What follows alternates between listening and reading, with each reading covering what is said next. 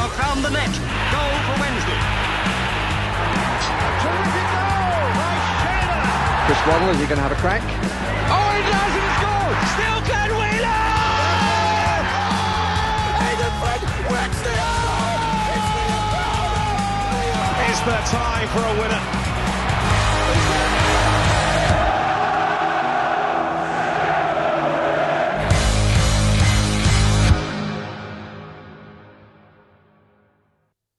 Eight more games of the season to go. 8 more games until this nightmare season is over. And this afternoon is one of them. Hello and welcome to Wednesday Tie-Dye Podcast. I'm James Mappin. This is your watch-along. Hull City versus Sheffield Wednesday at the MKM. Hull City looking for 3 points to maintain their position inside the top 6. For us, well, we're just looking for our first win since September. Some 32 games ago. Thanks everyone for joining me this afternoon. We're just shy of 20 minutes from kick-off. We'll go through the team news very, very shortly. I hope everyone's doing well this glorious afternoon. Obviously, we know many people have made the trip to Hull. If you're watching this, obviously you're not one of them, but hopefully, we can have a good afternoon. Hopefully we can have a good performance. And you never know, we might get something. I think the performances have been a lot better, haven't they, recently in recent weeks? The Derby performance, not the Derby, I mean against Derby, that was decent. We had Watford coming so close to that first win in what feels like forever. And then, last time out, again, could have been a lot different against Ipswich. 79 minutes, still 0-0 until they got that opener. So same lineup. I will go through the lineup for today then. So in goal it is Pierce Charles, as it has been for a couple of weeks now. Pierce Charles, you've got Dom Iorfa, Otabeo and Palmer. You've got Sean Fazira and Teo Adaramola. You've got Heskey and Ingleson and Thornton with Jamal Lowe and Jerry Yates up top. Like I said, not really much we could do with that, really. Max Lowe is back, though. He's on the bench. So I kind of thought that would happen yesterday when it was mentioned that he's fit and available. I was like, don't really want him going straight back in the side. We don't really gain anything from that, but I'm sure we'll see him at some point coming off the bench and changing it up a little bit. Do get all your comments coming in. I will try and read out as many as I possibly can. Mark's in the building. He says, good afternoon, James, hoping for a draw. Luke asked the question, when's Zane Silcott-Dewberry playing? No idea. He played in the under-21s yesterday, didn't he? So, clearly not going to see him much, are we? I think if you cast your mind back to when he signed and he did the interview, he kind of let it slip a little bit. He said about next season. So my thoughts is probably he is one for the future, maybe, or with one eye looking at next season, maybe. But we haven't seen that, so we'll see what's happening. Let's have a look. Luke says, let's get a win that we deserve. Up the Owls, we're all Wednesday, aren't we? Yep. Got Steve in the building. Afternoon, James, we're all Wednesday, aren't we?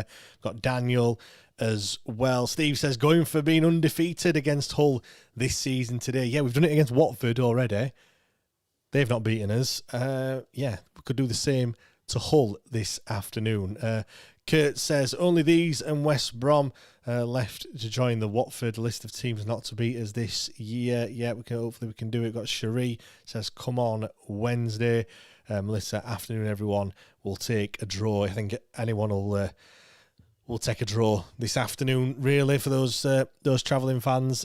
I just want a good performance, really. Obviously, I want to win. I just want to celebrate a win. I forgot what it feels like. Steve, my father-in-law, went to watch Sheffield FC on Tuesday, and he texted me saying, finally seeing a win this season. He's having to go to other games to actually see a team win. So that's where we're at the moment, aren't we? Really, but no. Thanks everyone for for joining. Just, I suppose for the next 15 minutes or so, we can just have a chat about the takeover. That's still, things are still happening, aren't they, behind the scenes? Some people might have seen the SWFC Sports Holding 2026 Limited on Company's House. Those eagle-eyed amongst us would have spotted that. Well, yeah, things are progressing nicely. One thing I do want to say on that, though, I know a few people jumped the gun somewhat and said, "Is that it? Does that mean it's done? Is it all sorted?" Well, no, not quite, because the James Board Consortium got to that point as well. The Trestellar something or other it was called. So they got to this point already. I'm not saying that it's a bad thing or whatever. It's just what happens at this stage. They have to, as the name suggests, they have got a holding company that's set up in order to facilitate the purchase of Sheffield Wednesday when that eventually happens. I'm sure we're all wanting it to happen sooner rather than later, but yeah, it's all positive signs and it's all heading in the right direction. And we haven't heard a great deal, have we, this week? It feels weird. Normally there's bad news after bad news, but this week it's been fairly calm. We haven't had any crisis moments or anything like that, so I am very much saying that's going to be a positive. Steve says the Owls team lineup pictures. Oh yeah, I've just seen that. Max Lowe. Max Lowe's not even playing. So where's that come from? It should sort itself out in a couple of seconds. It says that the lineup is pending on my screen. I don't know why it's taking this long, but ignore it. Ignore that team lineup. It'll like I said, it'll sort itself out very, very shortly. But yeah, like I said, things are moving nicely, aren't they? When it comes to the takeover and things, I just want it sorted. I want to be able to look ahead to next season and plan ahead for next season as well. So some other good news: Kids for a Quid is back for the Charlton game in a couple of weeks' time. I know we've got international break this weekend, but said that for a long time as well. You need to. It's the young generation that's coming through. We need to get them back into Hillsborough. We need to get the kids watching football, and more importantly, watching Sheffield Wednesday. My lad goes, but that's because of me. But you look at it as well, and before you know it, it's going to be it gets quite expensive, doesn't it? When you start looking at tickets, if it's going to be yourself, your partner, then you bring your kids or kids plural. If there's got more than one of them, before you know it, you're talking like £100. So yeah, I think they're very clever having the kids for a quid. I know when I was younger, kids for a quid were something that happened all the time. I know I mentioned Sheffield FC. They've got under 16s going in for free any game all the way through the season, which I know that's different. I know that's we're talking non-league, even further, step 7, 8, whatever it is. But it's the same thing, we're getting that younger generation through. We need to do that. And I suppose the next question that everyone's going to be thinking about is season tickets as well. That's going to be on the horizon. This must be the latest that season tickets have gone on sale. And I know obviously the circumstances around it, but this must be the latest that they've ever been bought. Surely I can't go back to a time where we were 7-8 games from the end of the season and not having to buy your season ticket for the next season. But yeah, Steve says no news is good news. Totally agree with that one. As much as we want to know everything, we want to know everything that's happening, all the ins and outs. I think really the fact that we hadn't heard anything, everyone said that, didn't they, at the start? We don't want to hear. We don't want to hear about it. We don't want to know all these things. Of course, I want to know everything, so we can talk about it. That's the beauty of all that. But I do agree, no news at the moment when we are talking about the takeover is certainly a positive sign. Mark is Liam Palmer and Dom Iorfa is a fierce strike force. Do you know what? Try something different, Mark. Let's try something different. You never know. Max Lowe in goal I mean, Pierce Charles, to be honest, Pierce Charles playing on the left, he could actually do a job out there. I'm not really sure about Charlie McNeil playing at left centre half, and Ike Ogbo on the right either. It's a bit sketchy, that one. Why is it not? I don't know why it's not sorted. I could do it manually. I'm just hoping that it sorts itself out at some point, which I'm sure it will do. Anyway, Kurt says, not going to lie, it's been nice not refreshing the hashtag on Twitter so much this week. Yeah, agreed. Normally, you wake up and you think, oh God, what's happened now? There's a few notifications on your phone and you just fear the worst, don't you? But no, it's been good. And look, we're hoping that's what it's going to be like moving forward. We don't want aggro and we don't want constant bad news all the time. We want to go back to talking about and discussing who's going to play in that central defensive midfielder role, or who's going to be the new strike partnership, or that's what we want to be talking about. All those sorts of things, not about finances and restrictions and embargoes and all that stuff. And hopefully, fingers crossed, we are heading to that point where that will be a thing of the past. Just another point as well. I don't know if you watched the press conference yesterday, but a couple of updates. One was that Max Lowe was fit and he's obviously on the bench. George Brown back in training. He's you'll have seen him on the pictures as well. He's, what did he say, playing an under-21s game after Leicester. So he's a couple of weeks off from being back.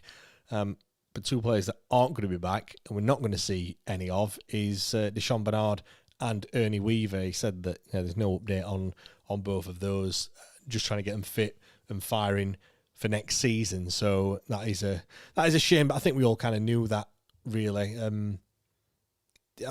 Both, I think, will feel like new signings next season. And I think both, I know a few people might say, whether we can keep hold of Deshaun Bernard or not, but I think with his injuries and stuff, I can't really see, it would be a risk, wouldn't it, if someone was to take Deshaun Bernard off our hands. So I think for him, I think next season will be a good opportunity for him to get back into full fitness. And I think a partnership of Deshaun Bernard and Ernie Weaver, from what we've seen of Ernie Weaver, the 7 or 8 games that he's played, I think that could be decent in League One. Looking forward to seeing that. I mean, I know I've spoke a lot about Pierce Charles on the main pod and how realistically I don't think we're going to see him next season, but if we did, Pierce Charles, Deshaun Bernard, Ernie Weaver, it's a nice little trio that we could potentially have next season. If it isn't Pierce Charles, I know a lot have said about Murphy Cooper as well, and I suppose this is where all these restrictions are a little bit, they are very, very frustrating, because if we are having to adhere to this £7,000 a week limit on wages and stuff, can we get the likes of Murphy Cooper? I have no idea how much he's on at QPR, but then same with the not being able to pay a fee to sign them. I mean, we could potentially have them on a loan again, depending on their situation. But that's the thing, innit? It does, well, in its essence, it restricts us. But George says, I rate this formation. I do as well, mate. It's not long left. 8 minutes. It needs to sort itself out. I wonder what the whole formation is like. Has it got, what's it got them? They're similar look. They've gone for. I'm not gonna confess to knowing kind of where their players play, but I don't think Semi Ajayi plays through the middle, and certainly their keeper in the number 10 role. But we'll see what happens with all that. I'll just leave it on this for now. At least it's got the colours of the kits correct this time. It had Hull in a blue shirt as well, so I'll get onto him. I'll give him a slap on the wrist, and hopefully we can get that sorted. 6-7 minutes until kick-off. Let's have some score predictions then. What's the score going to be this afternoon? Are we finally going to get 3 points? We've come close against Watford. We were better against Derby, losing out 2-1. Ipswich performance wasn't bad up to 80 minutes, well, I probably would say 70 minutes until we made the change. It was good up until that point. Can we do it? Can we get the elusive win that we have been looking for all season? Not long to find out. I think for me, I think it's going to be interesting to see how we play this afternoon, because Hull are a team that like to play on the counter attack. They're quick at getting forward as well. Create lots of chances. And I was talking to Ant from the To Hull and Back podcast earlier on in the week, and he was saying how it's just cross after cross after cross, and eventually one of them works and they score goals. Yes, they do concede a lot. I think there's only 3 or 4 teams that have conceded more goals than Hull this season. But going forward, there's only 3 or 4 teams, I think 3 teams, that have scored more, which is Ipswich, Coventry and Southampton. So, 3 decent sides that have scored more than Hull. So, for me, it is going to be tough. But I think what we've got to do is what we've been doing in most of these away games, and just let them have the ball. They don't like to have the ball and have lots of possession. I think they're similar to us in terms of average possession so far this season, 44-45% in most of their games. Let's let them have it and let's see what they can do with it, because like most teams, I think this season, there's only a select few that actually enjoy having the ball and having the possession and doing what they want with it. Quite a lot of teams don't know how to break teams down. And I'm not saying let's just play with a back, have 10 men behind the ball, because we've done that for large parts of the season and that's not worked either.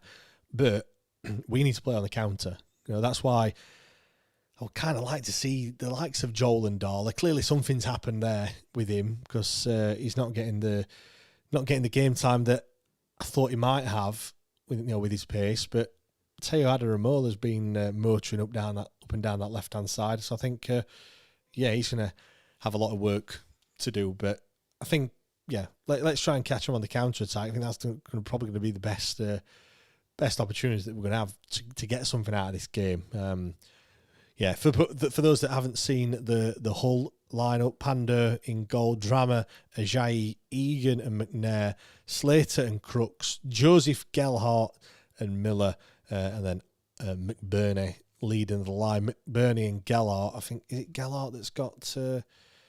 Has he got 12 goals to his name? I'm pretty sure it is him that scored that many. Let's have a quick look. Ollie McBurney and Joe Gelhart, 13 goals each, which when you look at the amount of goals that we've scored all season, we've scored 23. So both those two players have scored more goals than what we've scored all season, which is mental when you look at it like that. But they're both playing. Gelhart playing just behind McBurney, as well as the teams are going to be just coming out of the tunnel any moment now. Lots of empty seats inside the MKM, but I'm sure that away end is looking full to the rafters. I know we've sold out for this one, as Wednesday playing in this kit, the purple kit, which I know we all hated at the start of the season. Like I said, it's growing on me a little bit. I don't mind it too much, but yeah, purple or lilac shirt, white socks, and so white shorts. Sorry, and is it white socks as well? No, purple, lilac socks, and then they're playing in orange shirts, black shorts, and orange socks as well. So did we have some score predictions? Have you got? Let's have a look. I've not been having a look at the. Kurt thinks it's going to be an Ugbo hat trick. Luke says 2-1 Wednesday. Come on. Go on then, give me some more score predictions. What's the score going to be? If I'm going to be realistic, I'm probably going to say that Hull have got a little bit too much for us. I do fancy us for a goal, though. Hull concede quite a lot of goals. I'm probably going to say a 2-1 to Hull, but you never know. We could get something out of this. You never know. Cherie says a 1-1 draw is her prediction, and he's gone for a 1-1 draw as well. I would take that. Mo's gone 1-0 Wednesday, and a little laughing emoji as well. George McBurney doesn't come across as the most charming chap, but he's the sort of player that you love to have on your team for that reason. Steve says head says 1-1, heart says 3-1 home win. Isn't it supposed to be the other way around, Steve? In your head would probably say 3-1 to Hull, but either way, we'll see. James Fletcher has gone with a 2-0 Wednesday win. Daniel 3-1 to Hull. Yeah. I mean, look, if you're a betting man, it'd be very difficult to bet against Hull, wouldn't it, really? When you look at the stats, everything says a Hull win. Fifth in the league, scoring goals for fun. Sheffield Wednesday, conceding goals for fun. Bottom, 1 win all season. It just screams a Hull win, doesn't it? But we all know what the game of football is like. It's why we enjoy it so much, because you never know. You never know what might happen. Let's see if if the lineup's been sorted out. Then no, it's still not been sorted. That is a shame. I'll try and get that sorted as soon as we possibly can. But we're just moments away from kick-off. Players are just going into a huddle, not on the centre circle like Chelsea did with the referee in the middle. What the hell was all that about? I have no idea. But yeah, they're into the little huddle that they normally have every single game before kick-off. Hopefully we're not going to get mauled by the Tigers. We're going to be kicking right to left as we look, kicking towards the away fans that are situated in that corner. And we are kicking off. Jamal Lowe passes it all the way back to Pierce Charles, who just knocks it long, looking for Jerry Yates in these early couple of minutes. Weathers. The sun's beating down in Hull. Shadows cast across most of the pitch, but not in that top end. I'm guessing all those away fans, hopefully, you brought a cap. Unlike me at Hillsborough last weekend, which causing havoc as Teo Adaromola's having to do a bit of early defending. He's put under pressure. It's 4-on-2 there, by the way. 4 Hull players and just 2 Wednesday players, tracking back. So clearly they're trying to put us under a bit of pressure early on. I think Henrik Pedersen mentioned that in the pre-match press conference in terms of they do like to put a press on teams and get forward quickly. So, like I said, it's going to be very interesting indeed. Let's see if as the lineup sorted out. It has sorted out. There we go. Everyone's back in their original positions. I don't know why it took so long for that to sort. Let's get the clock on the screen as well. No, that's the wrong thing. Scoreboard. There we go. Get that one on. So, Svante Ingelsson is going to take a throw in.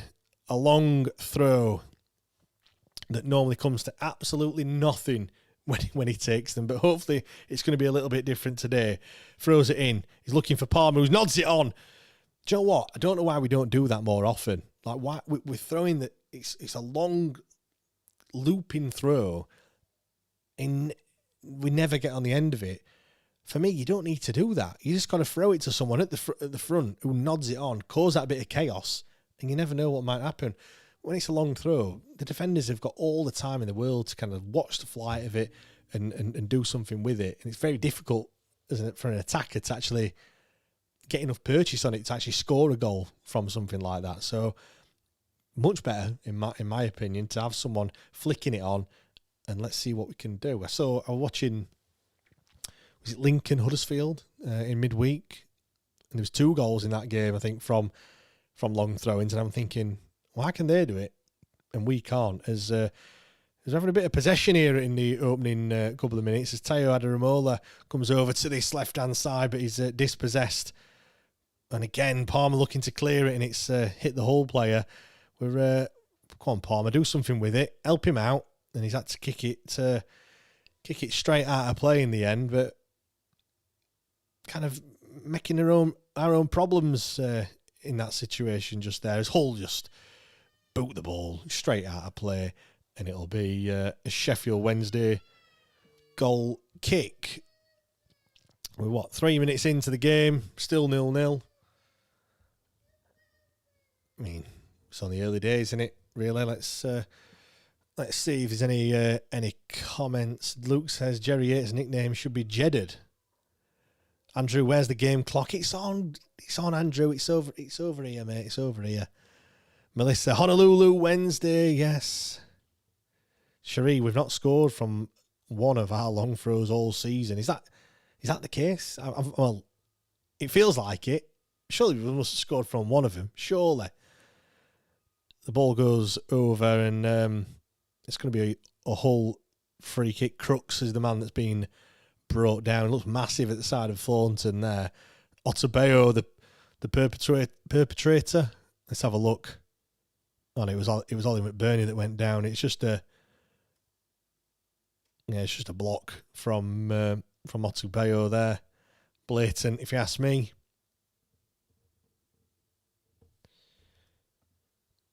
$2K26 says, have we got 15 next season? Unsure. That won't be announced until the takeover's done, because obviously once the takeover's sorted, we'll know what the purchase price is. But that is looking likely at the moment. Free kick comes in deep. One of the Hull players is on the deck, but it's easily collected by Pierce Charles, and Teo Adaramola can look to get forward, but you've got to take the ball with you, lad. And the Hull player Slater comes forward. McBurney with it now, but come on. Oh dear, it's a bit raggy arse Rovers at the back there at the moment. Has the ball gone out? No, ref says no. And Thornton, it's very, very scrappy at the moment. I think there's going to be a few yellow cards in this game. So already there's a lot of tackles going in, and the ref's letting things slide at the moment. But there's going to be one. There's going to be one tasty tackle in a minute, I think, and won't put it past them being a red card in this game. Both sides flying in with tackles. This is what you want to see in it. You want to see some passion.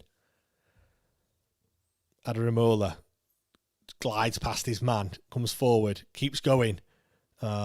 Showed too much of the ball to the Hull man, and they come forward now with a bit of space on this right-hand side. Dispossessed. Come on. McBurney's got it in the box. It's not McBurney. Apologies. Hull have it on this over on the left-hand side. Threatening, looking to get a crossing. Good defending, though, from Sean Fazaire. And Thornton can come forward with it, just approaching halfway. He's gone long. He's looking for Jerry Yates in acres of space. Can he control it? Jerry, that's too easy for the Hull defender there. Looked promising that. There was space for him to get into, but didn't do enough with the ball. He just seemed to forget what he needed to do there and showed too much of it to the Hull defender. Is it Drama or is it Semi Ajayi, I think it was, who came across and dispossessed him.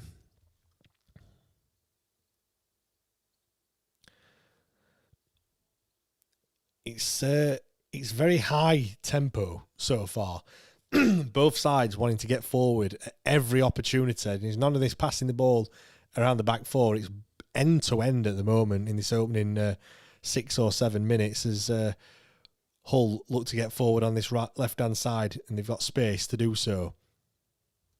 Liam Miller plays the ball forward, looking for... Joseph's got it, and it's a poor pass, and Sean Fazaire can mop things up, but he's heading it all the way back to the keeper. It's a tasty... Oh, now then. Woohoo! The composure from Pierce Charles there is just a little bit of a Cruyff turn. Just sliding tackle comes in and, telegraphed it. Fantastic from Pierce Charles. Just shows you the quality that Pierce Charles has got. In order to do that, it's just going to show you a replay here. And whoop, see you later, son. Who was that? Ollie McBurney. Couldn't have happened to a better man. Fantastic control there. Gary says it's 8 o'clock in the morning, California time. Sheffield Wednesday fan here. We will win. We will win. We will win. Hopefully, Gary. Hopefully. Hull fans aren't happy. I think, it's going to be a bit tasty, this game. From what I've seen in the opening 6-7 minutes or so.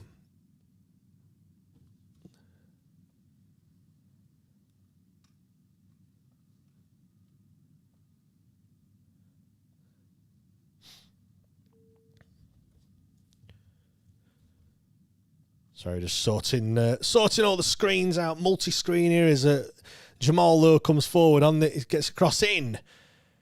It's just one man to aim for, which it's always going to be difficult.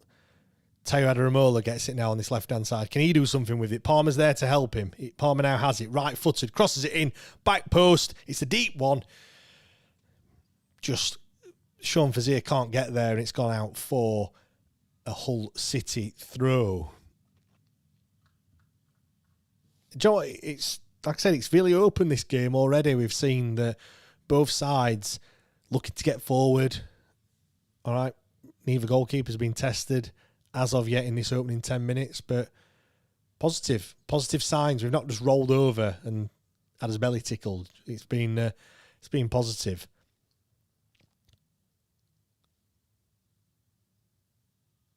There's already been a couple of games in the Championship already this morning.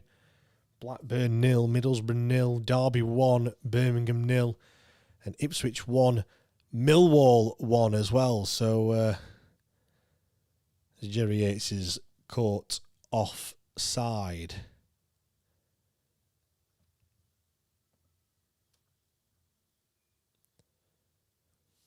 The other games in the Championship, it's Norwich 1, Charlton 0, QPR 1, Portsmouth 0, and Southampton 1, Oxford 0. All the other games are goalless as it stands at the moment, including Sheffield United against Wrexham. Is Windass starting? Is he starting in that one? Yes, he is.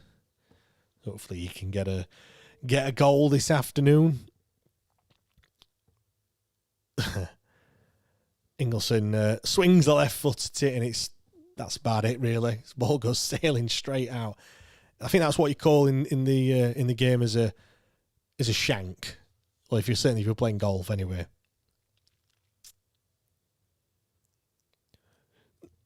Drama is going to take this throw in on this near side. Looking to play a little 1-2 as Hull come forward with it. That's a great tackle from Otubeyo. Strong there, and Heskey is now driving forward. Heskey still got it. Oh, take the ball with you, Heskey. Come on.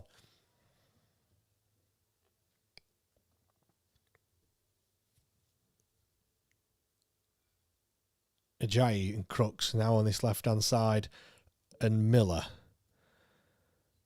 Sean Fazier standing him up well, and well done from Sean Fazier there. Do you know what? Sean Fazier has got much, much better. Although, just as I say that, he gives the ball away. Ollie McBurney, what a save from Piers Charles. I'm not going to talk about any player in a positive sense whatsoever anymore, because they call that the commentator's curse. I was just giving him praise, and he gives the ball away, and Ollie McBurney. But the ball comes into the box. Outside to Jamal Lowe. Heskey! Oh, it's a chance. Heskey's tried to pull it back, looking for, I want to say, Jerry Yates, but just couldn't quite get there. But no, Sean Fazier just dispossessed by, I want to say, Miller. Miller, it's a ball into the box, and Ollie McBurney's opened his body up, gone for the right-footed strike. Probably, 7 yards out, 6 yards out? Piers Charles has closed him down, and a good save in the end. But yeah, Heskey's tried to reverse it in, looking for Jerry Yates. But it's blocked, and it will be a corner, though. Corner for Sheffield Wednesday. Is that the first corner of the game so far? Corner comes in left-footed, headed away by Ajayi, but it's only going to come to Jarvis Thornton, who mops things up. He'll find Teo Adaramola on halfway. He just puts his foot on the ball, pings it into the box again, left-footed. It's gone sailing over everyone, and that'll go out for a goal kick to Hull. Steve says, has Matt gone today? Yes, he has. Matt is there in that away end for his sins.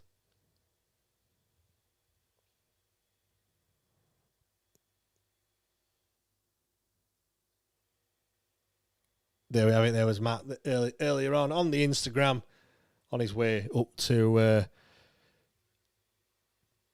Hull. There we go. There we have it. I'm sure there'll be some more updates a little bit later on as well. George says, glad Charles isn't on the wing now. Yeah, I do. I do agree.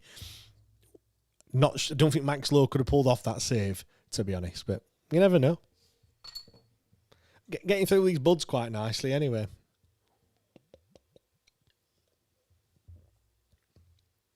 Other lager is available. Right, Palmer's going to take this throw in on this near side. It's a bit of a delay for something. Not sure what the delay is.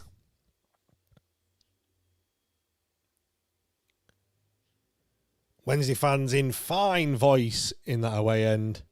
I love you Wednesday, and if it's quite all right. Low flicks on. It's a bit of head tennis at the moment. Ball's up in the air. Get it on the deck. Still in the air. Still in the air. Another header. Another header. And Hull will come forward over halfway. Shea Charles has scored a second for Southampton. Sean Fazier's gone down. He wants a free kick, but he's not going to get one. Oh, come on, Sean. Better than that. McBurney's now trying his hand at trying to get the crossover, and the flags come off the corner flag on that far side. So we'll see what happens as the ball boy is doing a fine job at putting that flag back on. Well done, that man.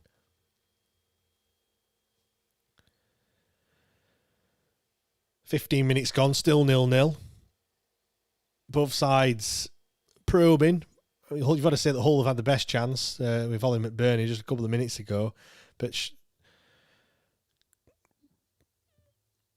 bringing a great save from Piers Charles as Hull come forward on this left-hand side, but they're going to go all the way back to the goalkeeper, and that won't trouble us one bit. We'll be delighted with that if we can force them back. But we're trying to put them on a bit of a press. We're not just leaving them up there. Jerry Yates putting the keeper under a bit of pressure. Other players as well getting in positions. So yeah, we're not just, like I said, we're not just rolling over. We are giving it a go so far in this first half. Ingleson has it.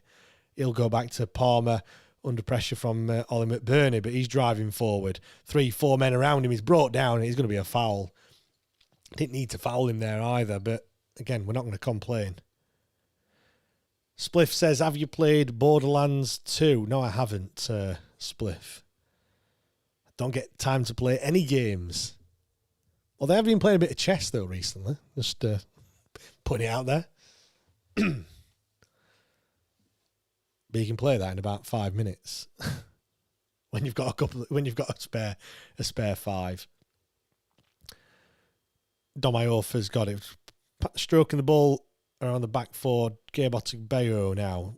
Out to Teo on this left-hand side. Inside for Jamal Lowe's drop deep to pick up the ball. And the ball goes over for Svante Ingleson. Can he get there?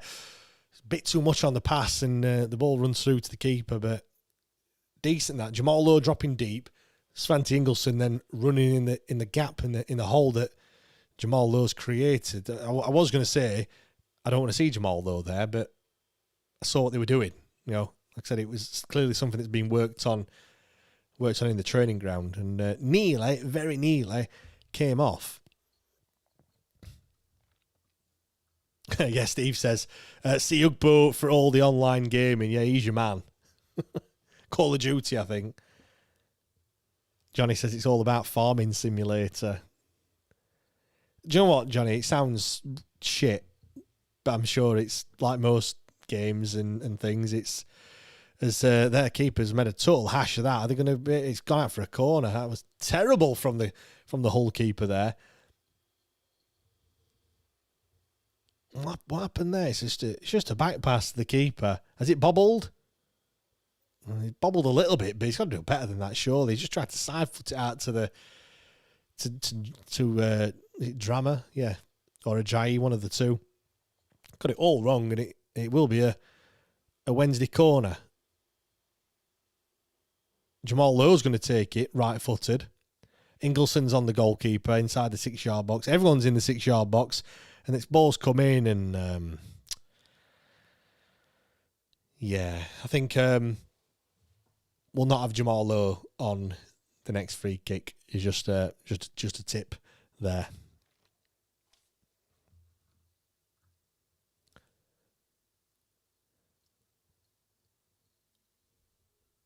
Spliff's trying to trick everyone in the chat there. Nice try.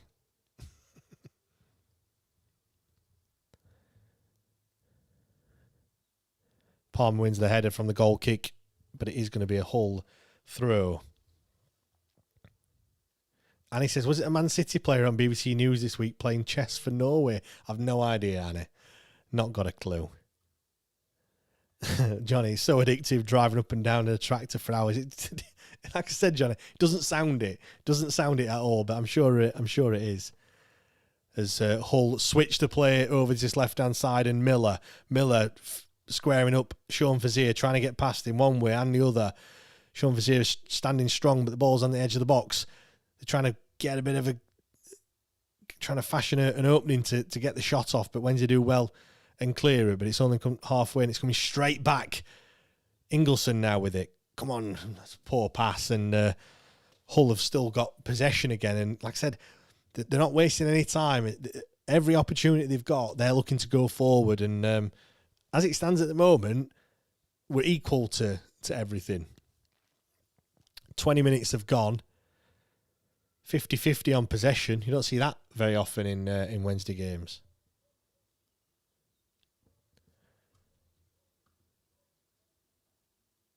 Salad Dodger says, when you're through the Budweiser, get yourself some Sam Adams. Decent for American beer. I might give that a try.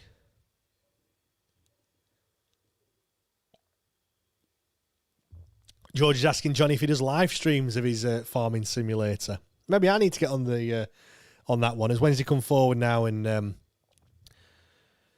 Jamal Lowe, Heskey's played it out to Jamal Lowe, and it's just behind him, and it's gone out for a throw. Just need to get hold of the ball. It's a bit frantic at the moment. I know I mentioned that Hull are trying to come forward at every opportunity, but there's times where we might need to just get your foot on the ball a little bit and calm it down. As Jamal Lowe on this left now, it skips over. That's a foul, referee. Surely, yes. What's Ajayi's complaining there? What's he complaining about? He's slid in and he's not got anywhere near the ball. I don't know what. Just watching it back now, and Jamal Lowe, a bit of a step over, and I mean, he didn't catch him, but that doesn't mean it's not a foul. Just because you've not caught him, you've slid in, and he's had to jump out of the way. You're getting nowhere near the ball. It's a foul. Anyway, it's about 18 yards out on this left-hand side. Svante Ingleson's going to take it left-footed. Is it going to be one arm in the air? Is it going to be two? Or is it going to be none? No arms aloft. We've got the players all on the edge of the 6-yard box. We've got a line of Hull players as well waiting to defend it. One arm aloft. Svante Ingleson left-footed. Comes in! Headed away as the halfway line, but it's dropped for Jamal Lowe. Does some trick. How has he got through? Jamal Lowe gets in! How he's done that, I have absolutely no idea. I don't think he even knows how he did it, but get in! Jamal Lowe, get in! I mean, it's the free kicks come in. He's headed away only as far as the edge of the box, and it's Jamal Lowe that's controlled it. He's run into about 3 players. How he's come away with the ball, I have absolutely no idea. and then he just stuck a foot out, he's poked it past the goalkeeper. Keeper, no chance. And yeah, Sheffield Wednesday 1, Hull 0. Like I said, let's just watch it back. Yeah, he controls it, and there's 3 players around him. I've no idea how he's done that. Not got a clue. Don't care. Sheffield Wednesday 1, Hull City 0. Yeah, here we go. Game on. Such a scrappy goal, but he took a deflection. He's hit it. I think he's hit a Jai, and that's just took it past the goalie. But I mean, really, really poor defending from Hull. They're going to be really disappointed. We're not. We're delighted. 1-0. Come on.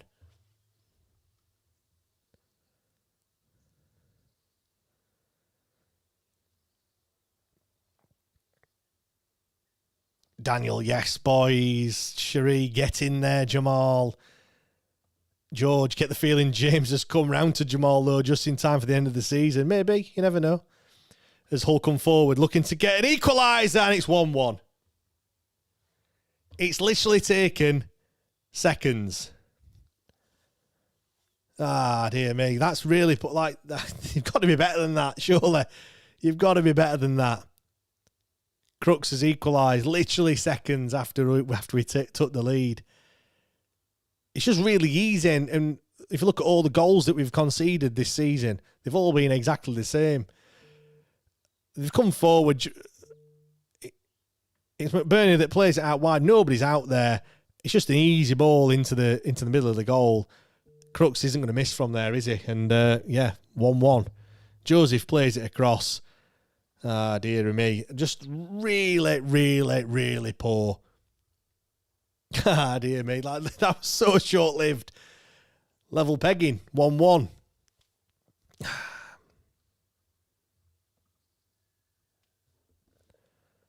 God, it's happened so quick, the scoreboard can't even keep up. Anyway, as we were. That's just a crazy minute there with those 2 goals.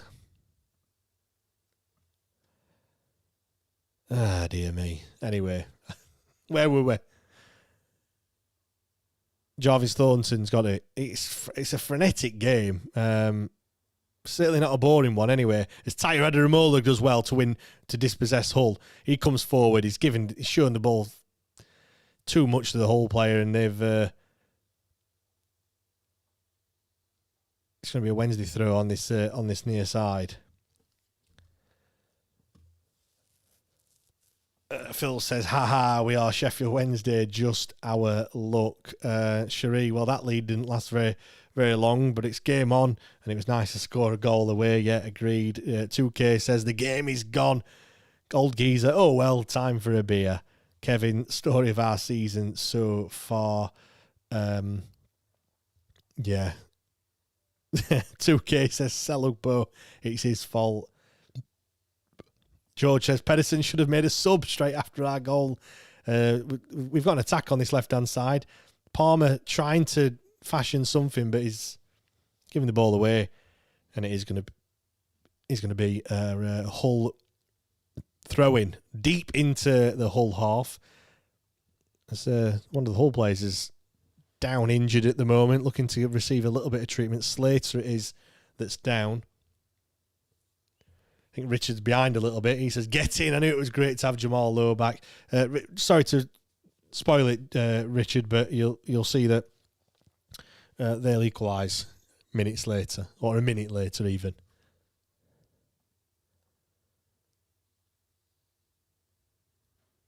Looks like Regan Slater is going to probably going to be coming off for Hull.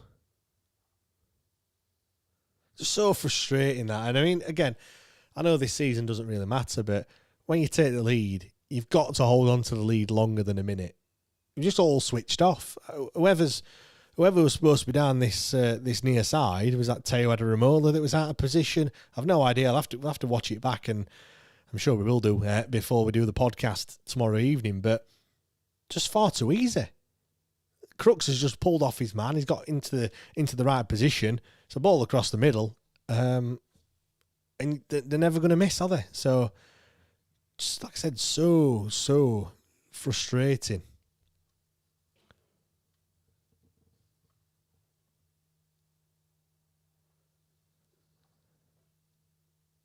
It was, Slater made the challenge on Teo Adaramola, and he's still down at the moment, receiving treatment. Steve says, and some people think the manager and the players deserve a chance next season. I think it's difficult in it because there's no sentimentality in football. It'd be nice if there was, but I think some do deserve a chance. But look apologies. Just look at some of the players that aren't going to be here, though. If you look at that starting lineup for us, you've got Adaramola, Heskey and Yates. 3 of the 11 aren't going to be here. You could argue that Charles won't be here next season. There's Palmer. Is he still going to be here? Not too sure. Jamal Lowe is out of contract in the summer. You've got Max Lowe on the bench. He's not going to be here either. I wouldn't have thought. He'd probably want to go elsewhere. Shalabar, I don't think we're going to be able to pay his wages. And he's injury prone, so we're not going to have him. That's going to be a lot of change as well.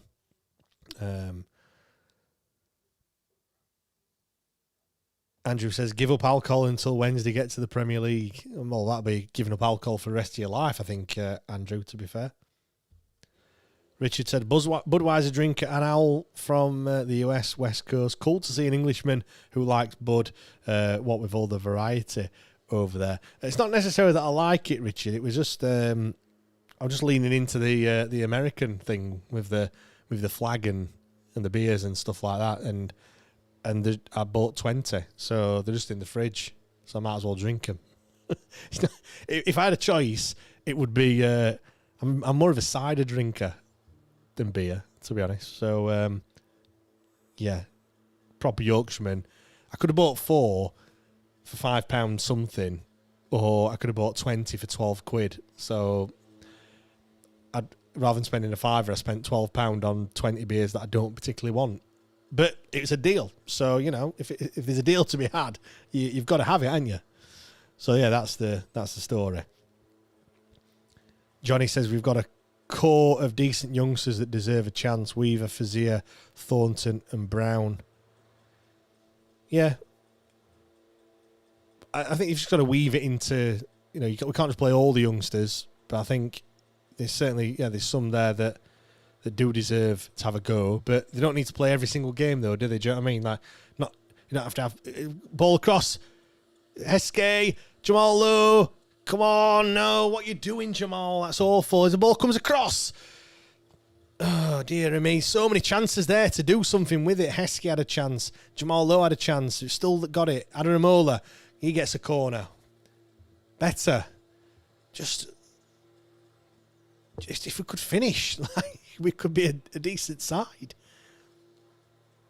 With Jamal Lowe that had a first chance. Or was it Heskey? Heskey had it, yeah. He plays it off to Jamal Lowe. He just runs out of room. He tried a little back heel that didn't really work, but Jerry Yates picked it up and, put it out. And it's gone out for another Sheffield Wednesday corner. Ingleson will take it this time. On the left-hand side, left-footed. It's going to be an outswinger.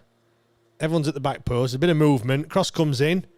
Headed away from Hull and very easily done, as well as Sean Fazier blocks the ball and it'll go out for a throw-in on the far side. Nothing really coming of that one.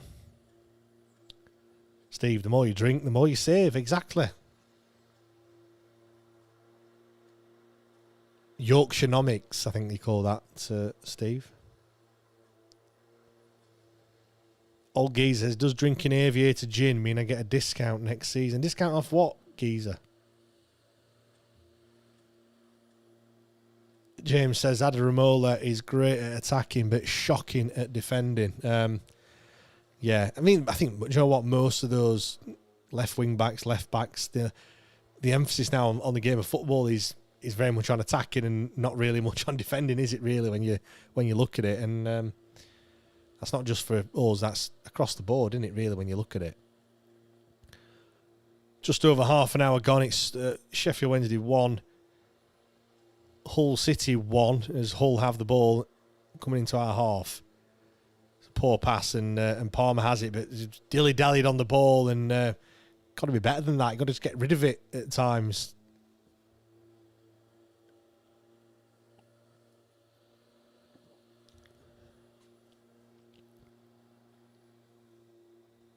QPR 3, Portsmouth 0 after half an hour.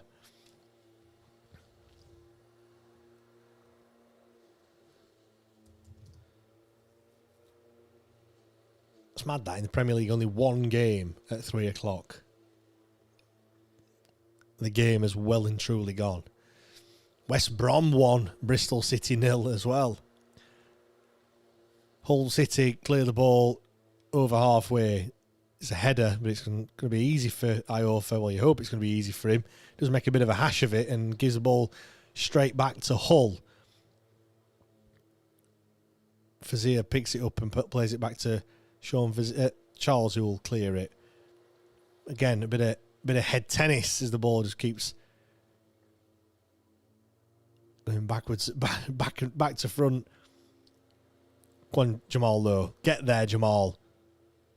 Good tackle from Jamal Lowe there. Great, just tracking the man back and forcing Hull to play backwards in that instance. James says, well, that's my 2-0 bet dead in the water after 1 minute and 30 seconds.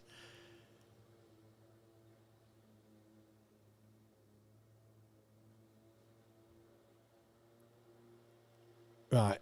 Can we do something? Ball's gone out. What's it going to give? It's giving a Hull throw. Do you know what? 35 minutes gone. I think, well, we'll be the happier of the two. I know Hull have come back into it. Was that the third time that we've taken the lead against Hull? The third time this season that Hull have equalised as well. Hull haven't been leading against us this season, and hopefully it stays that way as well. But yeah, I think we'd be the most pleased at the two sides. We've got to be, haven't we? Really, like when you look at how we've played this season and things, and where we are in the league, the fact that that we're still in the game and it's 1-1. We have to take the positives, but.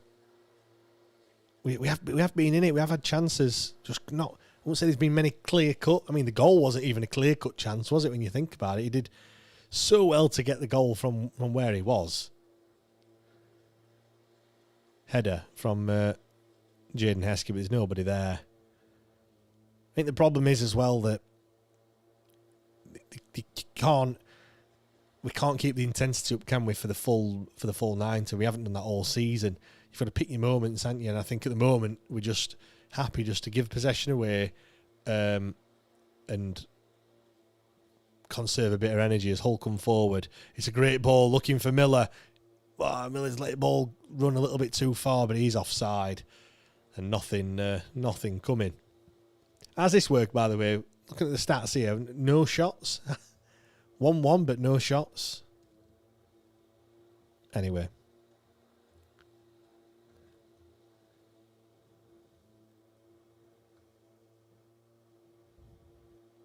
I'll have to have a word with the stats provider. Cherie says it makes a change. My score prediction is going the right way, but it'll be nice if we pulled the goal back. I suppose went a goal ahead is what you probably meant to say there, Cherie. Jamal Lowe, poor pass straight to the Hull man, but the ball's come back again, and he's going to have another chance. Edge of the box, Jamal Lowe. Oh, he can't quite find Thornton, who he was looking for. It's again, Palmer does well to get past one man. Can't get past the second. Very, very scrappy game, this one. It's just tackles flying in, left, right and centre. That is not a foul.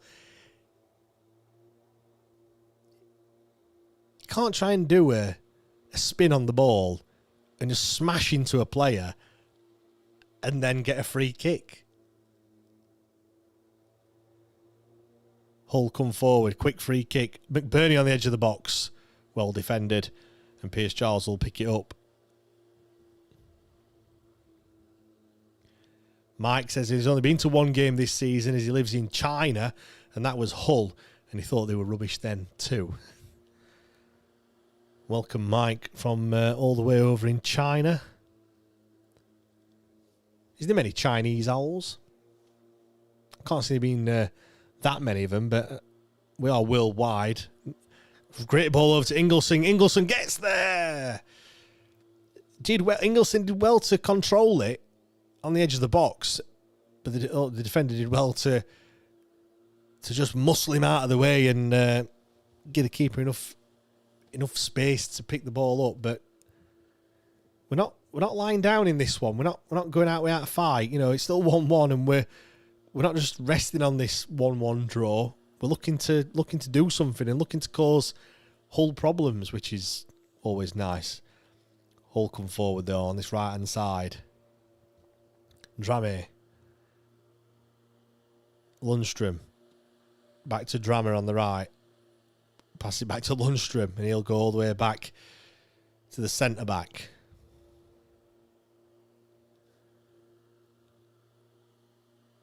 A lot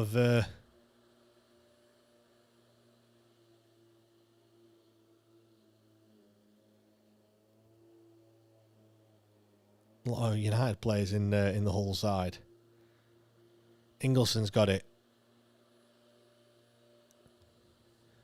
All the way back to Otupeo, who finds Pierce Charles, who will just clip it right-footed, looking for Tayo Adaramola, who taps it inside, but not enough on it.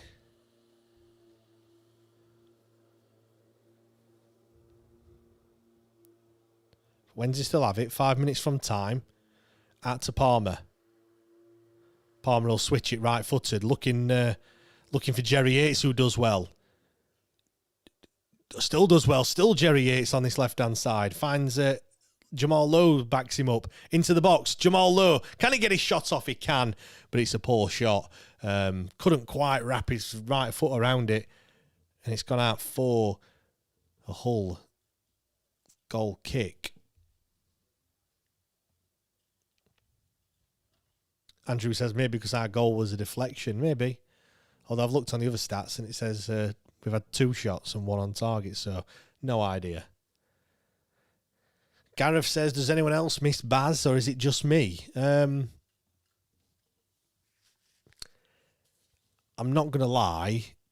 I've not missed him as much as what I perhaps thought I would. I'm not saying I haven't missed him, but like I've said many a times, and this is not just a recent thing, I was saying it when we went down to League One on the pod years ago. Unpopular opinion, but I thought that he is. Can put my teeth back in. I feel like he did hold us back a little bit. I'm not saying he wasn't a good player. I wasn't saying that he wasn't, good for us or anything else. But I don't think we kind of moved on as much as what we perhaps should have. And then we've got to a stage now, and I know everything else has happened as well, but we never really had another player to kind of fill his boots because he just had to play every single week. So I don't know. I think it's been nice and been refreshing to see someone else as Heskey gets brought down by Egan, and Egan is going to pick up the first yellow card of the game. John Egan, the captain, former Blade, of course. It was a great little touch from Heskey to get past him, and Egan just brought him down. Deserved yellow card. Connor says, I don't think the squad have missed him that much, and results haven't got worse since he left. He haven't, actually. I don't know, I'll put it out to you, to everyone that's listening. Have you missed Barry Bannon? Ingelsson, edge of the box, plays it out to... Oh, no. Played it out to Yates. Yates tried to slip in Fizier. I think Sean Fizier is actually offside, so it wouldn't have counted anyway, but a little bit too much on it, and the keeper picks it up. 42 minutes gone, nearing half time as Hull come forward now. Miller on this left. Like I say, it's end to end. He's in the box. Left footer, crosses it in. Oh my days. McBurney, if he gets a touch on it, it's a goal. Is it Dom Iorfa does so well not to get a touch on it, because if he does, again, it's going straight in his own goal. It's a great ball from Miller. Like I said, a touch on that and it would have been 2-1 Hull, but we live to fight another day. It's a great ball over to the left. Let's have a look. Who was it? It was Palmer who just left it. Like I said, if he gets a touch on it, it's going to be a goal. It's Iofa that can't quite stop the cross.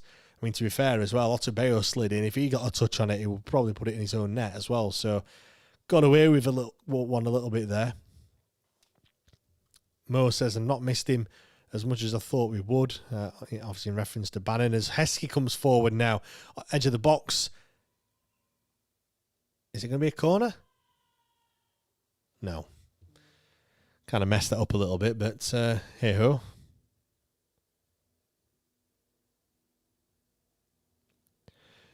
A reminder that you can get more content, more Sheffield Wednesday content over on Patreon. Patreon.com/WTID pod is where you need to go. As Jaden Heskey just got it all wrong there, didn't he, really? He's gone to, I think he's caught in between two minds. He's gone to cross it, and I think he's gone to stop, and in the end it, like I said, it did neither, did it, to be honest? No Leaf Clover says, I think we've missed Baz, but he's forced others to step up and not rely on him. That's the thing. We did rely on him, didn't we? It's far too much. And again, nothing against him. Fantastic player, legend. But we did, it gives up other people an opportunity now, and we can look at life without a Barry Bannon in it. Geezer says he missed Baz like Forestieri, Kieran Lee, Fletcher and others. Yeah, long ball looking up to Jerry Yates. Can he get there? Keeper's come. It's not... Oh, dearie me. I think we thought that it's going to be a foul. What's happened here?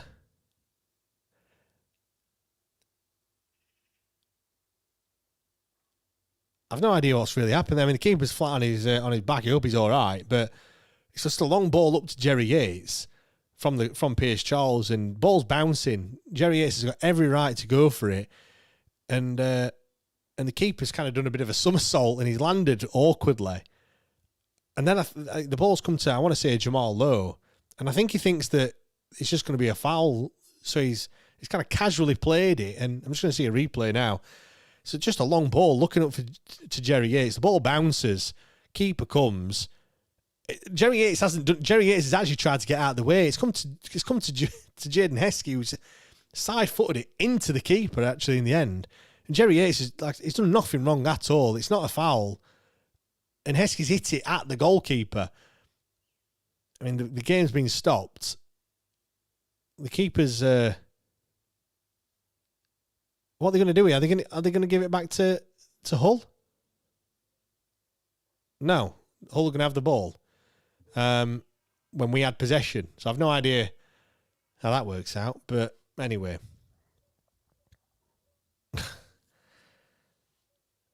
5 minutes of added time in this first half. It is Sheffield Wednesday 1, Hull 1 as well. And they're not going to give us the ball back. They're going to take possession, and they've got it on this right-hand side. Cross comes in, Lundstrom, but it's blocked by Ingelsson.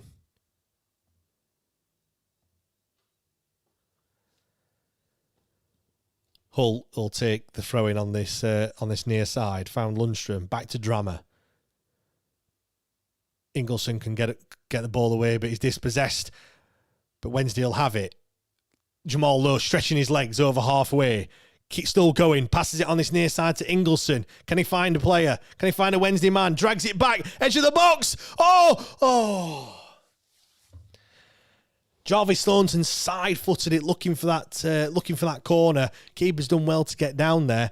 Just managed to collect it at that second attempt, but good counter-attack there from Wednesday. Pulls it back for Thornton. He's got to smash it with his... I mean, fair play. Jarvis Thornton hasn't scored a goal for Wednesday. Certainly not a senior goal. He has tried to side-foot it, but he's not got enough purchase on it. Really, he's got to hit that with a bit more venom. But look, good move, good chance. And so nearly went in 2-1 at the break there as Hull come forward now.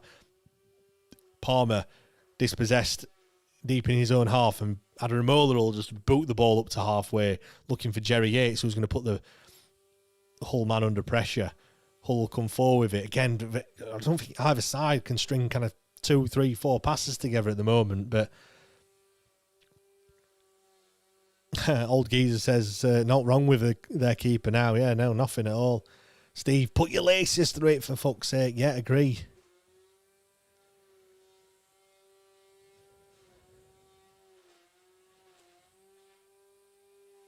We're 3 minutes into the 5 added on. Not the 1 that it says on here. I have no idea where that's coming from. Hull just happy to keep possession heading into the final couple of minutes of this first half. It's long ball forward. Otubeyo gives the ball away. Joe, the Hull players just throwing themselves on the floor. That wasn't a foul either. They wanted one, but they're not going to get one. As we can't get the ball away. Iorfa with a poor pass. Edge of the box. Controls it. Can he find a man? Can we clear it? Come on, defend. Ball goes across. It's dearie me. Eventually managed to clear it as ball gets cleared up to halfway. Clip forward to Jerry Yates, who's offside, but Hull will have it. Oh, it's a good tackle from Heskey, but the referees adjudged him to have committed a foul.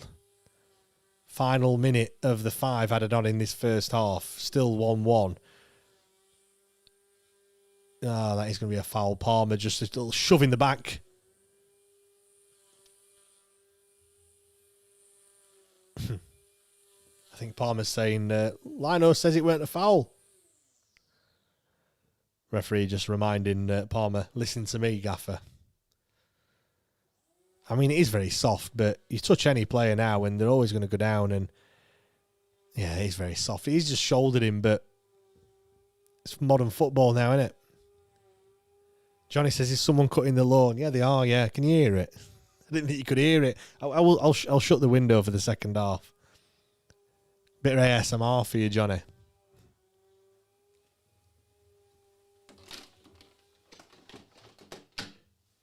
Bit of streaming. I said streaming before anyone says anything. Hull with the free kick. Some 20, 25 yards out on this near side. Cross comes in. Header! It's an own goal. Just like against Derby, we concede right just before half time.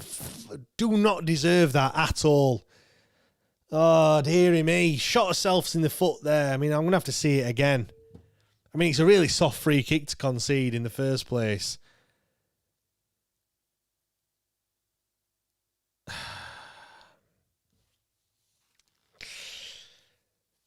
Just not our luck, is it? I mean, the cross comes in.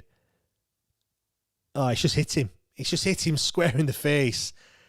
I mean, it's a fantastic finish.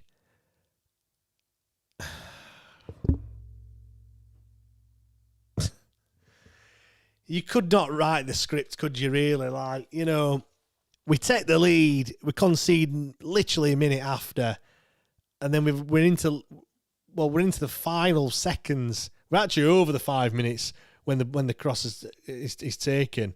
And it's just hit him square in the face. And then now Dom Iorfa has just picked the ball up when the ball hadn't even gone out of play either. It's just going to show you now. His half-time whistle goes. Oh, it's just...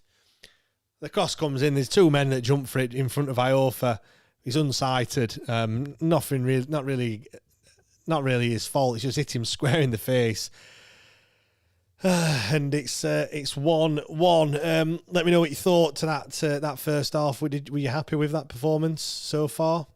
Did you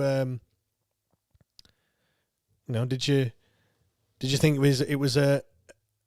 I mean, I don't. We didn't deserve to be 2-1 down. Absolutely not. When you look at it, it's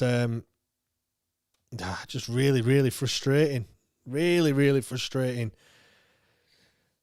Dear me. Steve says, Wednesday, the Masters of snatching defeat from the jaws of victory. Yeah, agreed on that one. Old geezer, lol. It's a fantastic finish. Isn't it, really? If that was at the other end, you'd be wheeling away thinking it was, the best. Dear me. Just I don't really know what to say anymore when it comes to this Sheffield Wednesday side. It's just really, we haven't got any luck, have we, at all? But anyway,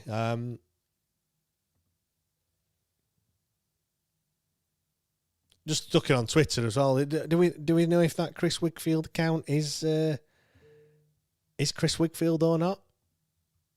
Are we sure that it is, or it can't be, can it? That's got to be a parody, surely. Just having a look at the tweets that have been made as well. When the account started, February 26. Nah, it's got to be parody. If people are wondering what I'm on about, KR62209. It's a verified one. They're paying for Twitter verified, so whoever it is committed for it. But yeah, the This Is So Wednesday post from 2 hours ago kind of says to me that it's not Chris Wigfield.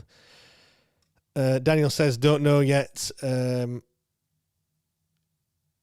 He turned his head that way and not away from goal. OCD says, no luck and weak mentality. And Johnny says, didn't think it was a free kick in the first place. It wasn't. I mean, initially I thought, he's when you touch any player and they go down, it's always going to be a free kick. But then when you watch the replay back, it looked very, very soft indeed. And I don't think the whole player needed to go down in the way that he did. But like I said, that's what happens in football, and you've got to deal with the cross that comes in. And yeah, just literally, we cannot buy any luck whatsoever, can we? I suppose you could argue the goal that we scored was a little bit fortuitous with the deflection that we had and the way that Jamal Lowe managed to somehow come away with the ball from being on the edge of the box. But then he had to concede a goal, a minute later to get them back into the game, and then, yeah, to go 2-1 down. Mark says some will still find a way to blame Pedersen, though. Steve, not doing the basics and not learning from the previous mistakes is a recipe for disaster. Kurt says it's got some reputable followers and verified, but impersonating could get ugly. Yeah, I've seen that. Miller's Alex Miller's following the account. I'm following it just to find out, see what happens. But who else is following? Yeah, I don't know. It doesn't look real to me, and I don't. Why would he come on Twitter? It doesn't make any sense, to be fair, does it? But who knows? Who knows what is happening? Just looking on some of the Twitter comments. Tom Wainwright says, how the fuck are we going in at half-time 1-0 down after having all the football and the chances? Jesus, this ref. Blaming the referee for that one. You've got to be switched on, haven't you? And just literally weren't. I'm just going to grab this T-shirt as well. If people have seen the Honolulu Wednesday shirt that I put on the shop the other day, I ordered one and it came yesterday. So give me 2 seconds. I'll just go and grab it.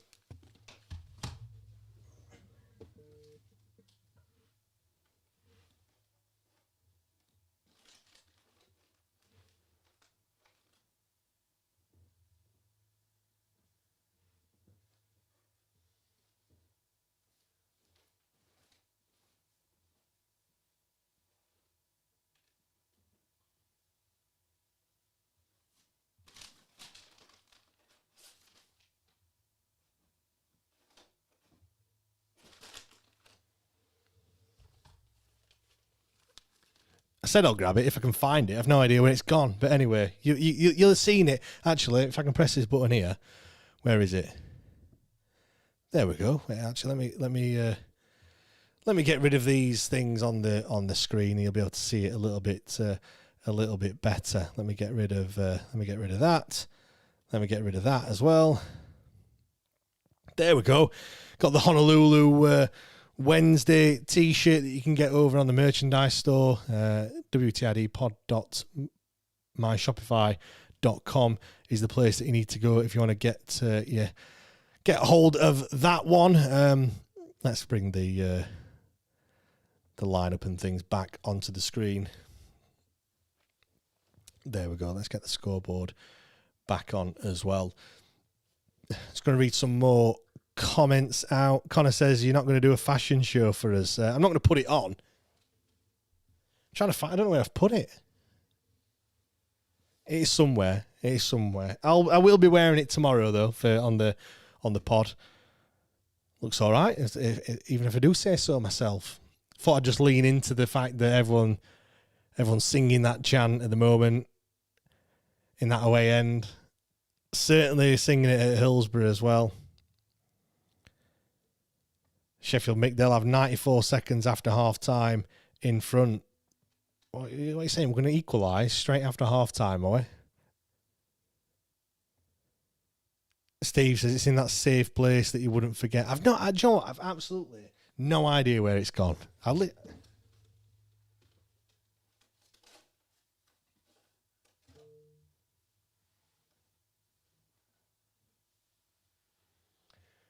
sure it'll show up somewhere.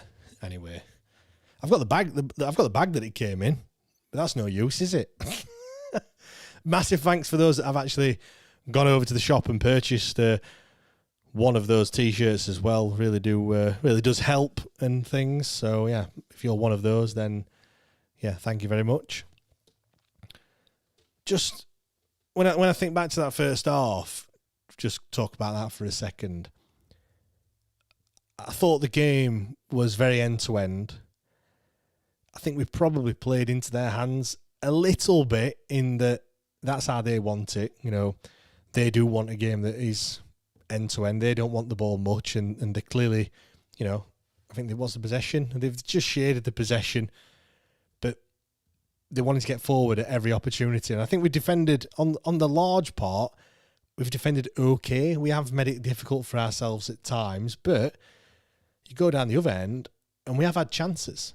You know, the one with the keeper where the keeper's gone down, and Heskey's just hit it straight into the keeper. There was another one where Jamal Lowe's tried to do a bit of a back heel. That's not really come off. That could have been better. Jarvis Thornton's had a shot from the edge of the box with a bit more conviction and a bit more confidence. Maybe he could have done better with that one. So we have actually, you know, we have put them under pressure and we've took the lead. But then we've took the lead and then we've thrown it away, and I think it's going to be very difficult in this second half. I think Hull, well, they do score a lot of goals. They've scored 2 today already. I think they're going to make it difficult for us in this second half to actually, I think they're going to try and probably just stifle the game out. I think you've already seen Hull players throwing themselves to the ground. They're not afraid to do that. One thing I would say, as much as people have been slating the referee, he has been letting things go. Ironically, the one time where he doesn't let something go and he does give a free kick, they score from it. But again, it's just that defending from set pieces again, isn't it? When you look at it, I know they're fortunate. It has just hit Dom Iorfa square in the face and gone straight in. But yeah, really, really, really frustrating. Connor says it's been an entertaining game, to be fair. I do agree. Tom actually thought we played okay. Why is it always the seniors that let us down? The second goal is just unfortunate, isn't it? Like I said, it's just hit him square in the face and couldn't really do much about it at all. I know I'm not Dom Iorfa's biggest fan, but I can't really attribute that to him. But he's got to pick himself up. He then, another daft mistake, picking the ball up when he thought he'd gone out for a throw, and it gives a free kick for handball.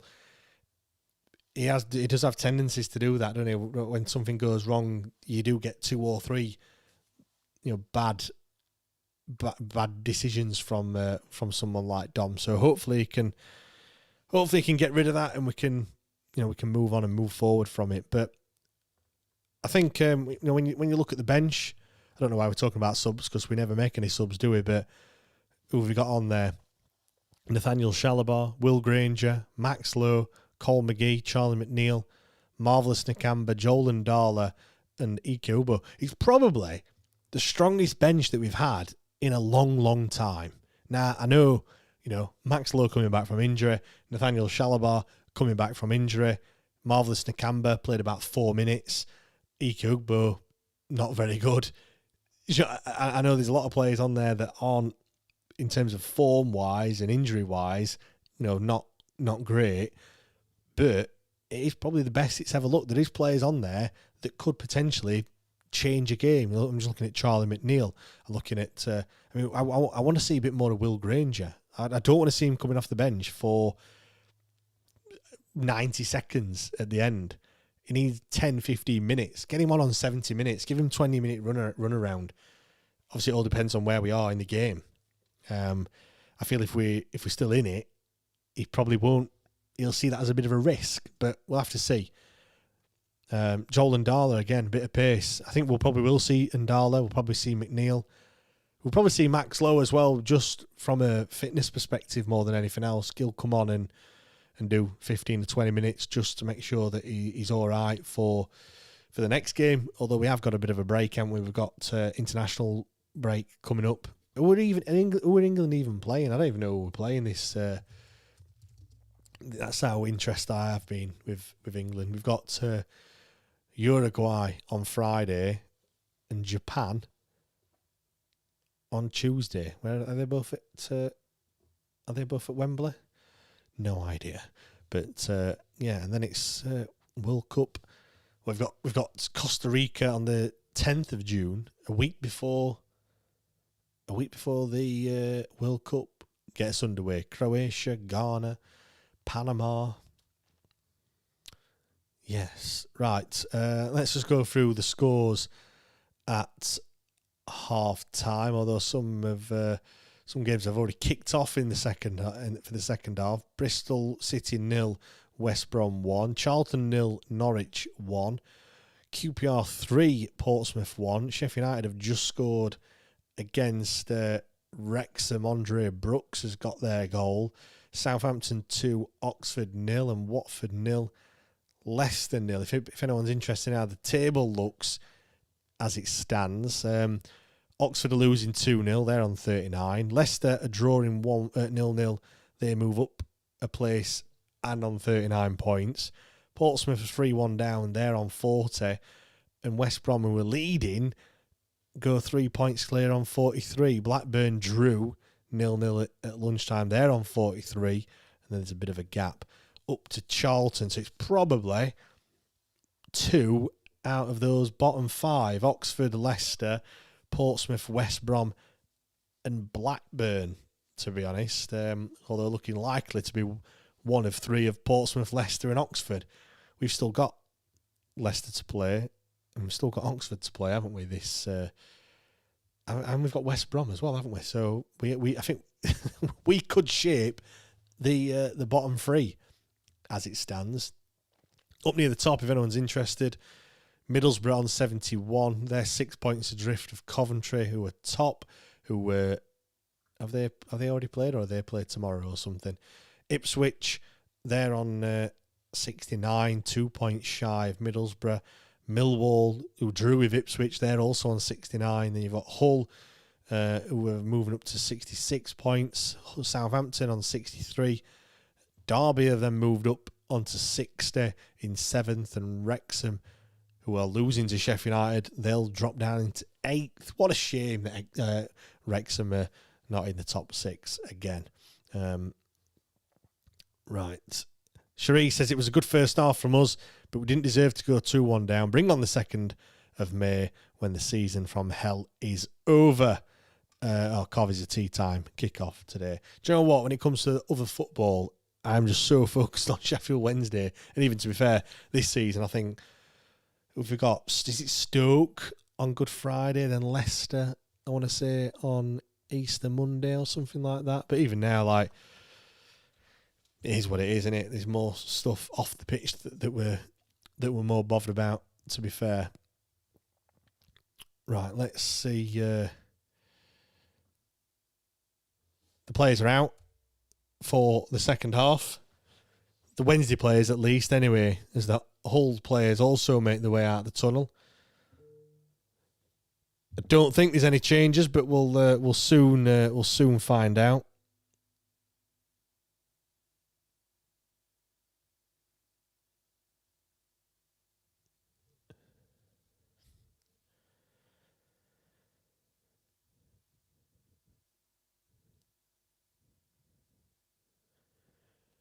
Right, second half, just about to get underway. No changes for both sides as we look to get back into this game undeservedly 2-1 down. Right, come on. Come on, Wednesday. Let's do something. Let's see if we can get back into this game. Good tackle from... is that Sean Fazier? It is, and he's been fouled on the halfway line, and we'll go back to Gabe Otegbayo. Otegbayo finds... Is that Jarvis Thornton?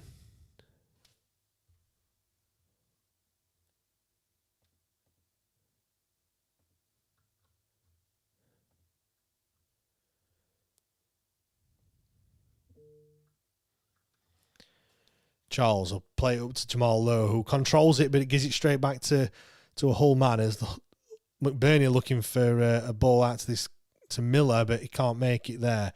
Sean Fazier clips it forward looking for Heskey, but it's too much on it, and Egan will come away with the ball instead. Egan piles it forward looking for McBurney, but Gabe Otegbayo just eases him out of it, and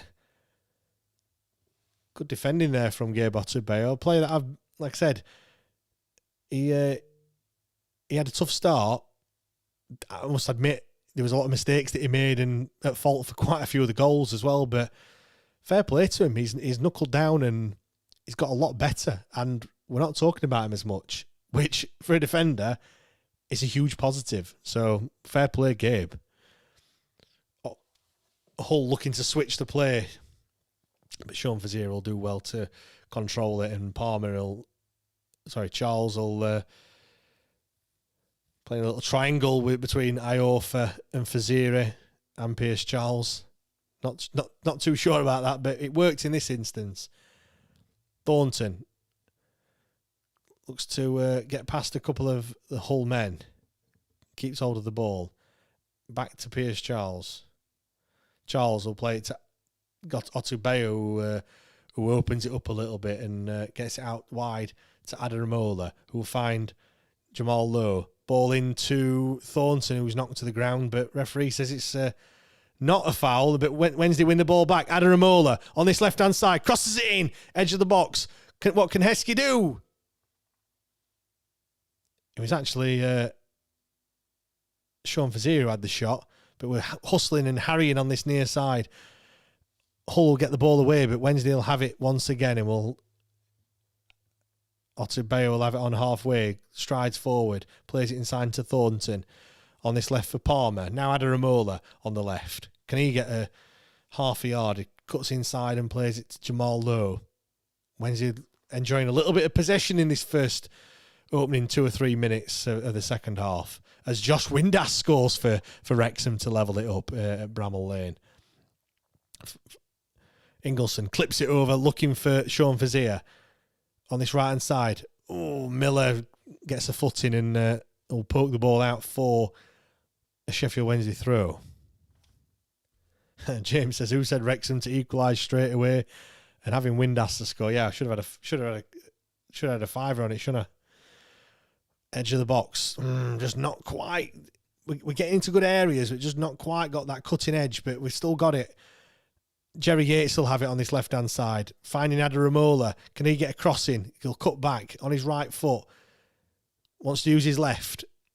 Oh, Adaramola just shown too much of the ball to Hull, and Hull will come away, but Wednesday have still got it on the half. Oh, referee. Ref, let it go. Ref. Why has he not played advantage there? The ref's so quick to get his card out. It is a yellow card, but you don't have to stop the game straight away. We had possession and we were on this right-hand side trying to get an attack going. Now, it's been pulled back and, no need. It's a poor first touch, to be fair, but he gets there. He gets there ahead of Crooks, and it is a yellow card, without a shadow of a doubt.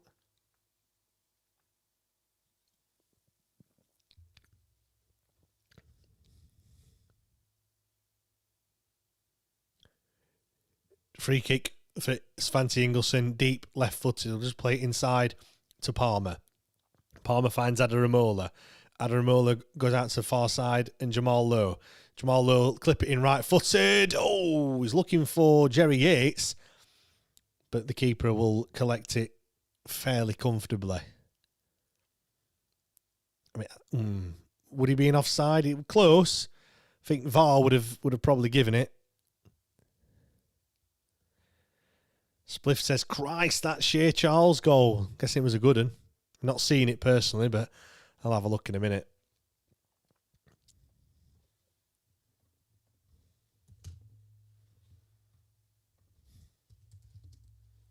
Here we go, let's have a look. Pass it to the edge of the box. Oh, what a finish. As Hull come forward on this right-hand side, into the box. Good defending from... Oh, Domayofa striding forward. Ingelsson will have it. Now Jerry Yates, edge of the box. Oh, he's dispossessed. It's a great finish from Shea Charles, by the way.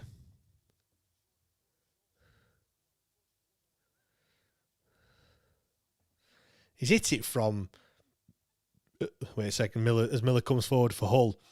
Plays the ball across. Otabayo clears it, but straight back to Miller. He'll go back.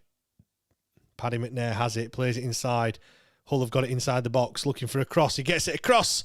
McBurney with the tried to improvise, still got it. It's going to be a Hull corner. Yeah, just on that Shea Charles goal again. For those that haven't seen it, he's 31 yards out, and he hits it, and he's not really put his laces to it. He's kind of like side-footed it in a way. Yeah, it shouldn't really be scoring from there, but fantastic goal.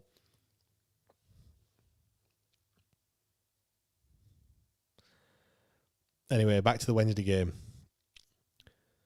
2 former Owls getting on the score sheet today then. Domayofa will head it up in the air, and Miller will control it for Hull on this near side. Sean Faziri will try and challenge him, but Hull have still got it. Oh, Hull will skip into the box now. Too easy for Hull. Oh, McBurney, it's 3 men around him. He's still got the ball, McBurney. He's played it off Sean Faziri, and it'll be another Hull corner.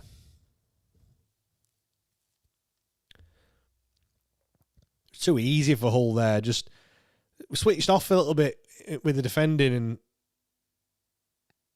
yeah, a bit scrappy, but got away with it just. But it is going to be a corner. There's a gaggle of men on the edge of the 6-yard box, pushing and shoving. It'll be in swinger, right-footed. It's gone to the near post, and Charles does well to fist it away. Teo Adaramola is the furthest man forward who'll put the keeper under a bit of pressure. Thinks better of it and retreats as Jerry Yates now tries to put Hull under pressure. His ball's clipped over the top, and Charles comes out. Does well, actually, in the end, and collects the ball. Bowls it out on this left-hand side to Liam Palmer. Palmer inside to Jamal Lowe. Jamal Lowe checks back. Just coming up to halfway.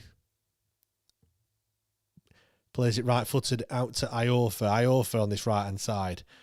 He checks back inside, looks for Jamal Lowe, clips it forward, edge of the box. Heskey, not enough on it, and Hull will get the ball. But Wednesday win it back on the right-hand side. Sean Vizier crosses it in, looking for Jerry Yates, who can't get there, and Jerry Yates is adjudged to have pushed the Hull man.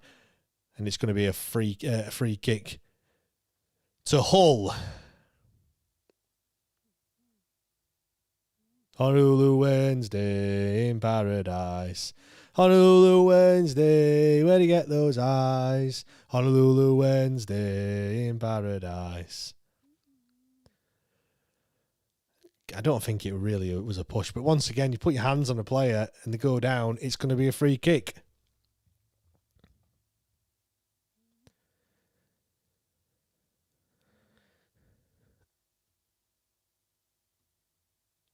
Ball clipped over by Hull.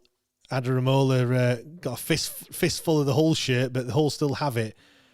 He's done well, but he's going to be another, the third successive Hull corner in quick succession. Corner going to be taken in front of the travelling Wednesday faithful. Looks like it's going to be left-footed. Another in-swinger from the far side. Everyone back for Wednesday. Gelhart will take it. One arm aloft. Left-footed. It comes in. Edge of the 6-yard box. Headed up in the air. Sean Vizier will get it out just as far as the edge of the box, but Hull still have it on the far side. Gelhart looking to get a cross in. Plays it back. Right-footed cross for Drama. Deep. Has it gone in? Is it kept in? No, it's not. It's going to be a goal kick to Sheffield Wednesday. 10 minutes into the second half, shock. Liam Palmer is on the deck. Looks like he wants a bit of treatment, or is it a tactical ploy to have a bit of a breather? Again, Wednesday fans in that away end in fine voice, as they always are. Goes without saying, doesn't it, to be honest. Palmer is back up on his feet and game will get back underway.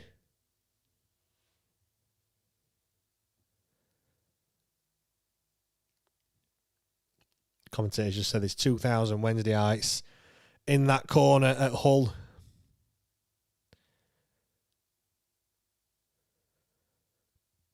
Are they going to go empty-handed, though? Looks like that way as it stands. Hull City 2, Sheffield Wednesday 1. McBurney's on the deck, but the referee waves it away, saying, get up.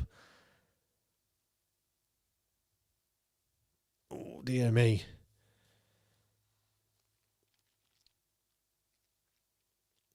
Palmer plays it out to Adaramola.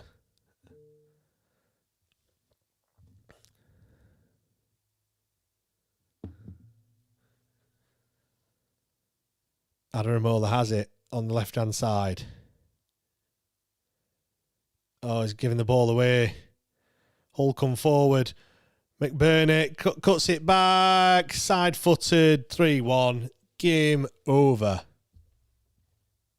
Joseph with the goal. Hull City 3. Sheffield Wednesday 1.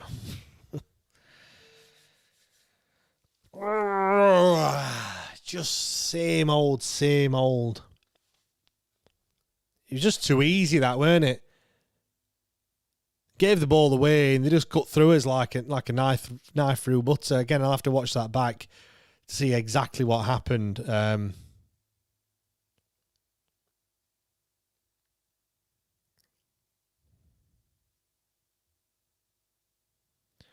They win the ball on the right-hand side. Dom Iorfa's got his hands up. You need to play to the whistle.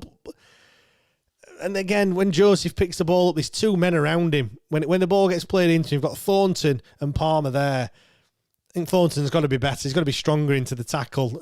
He isn't. Joseph's strong, and he just side foots it past the keeper. Yeah.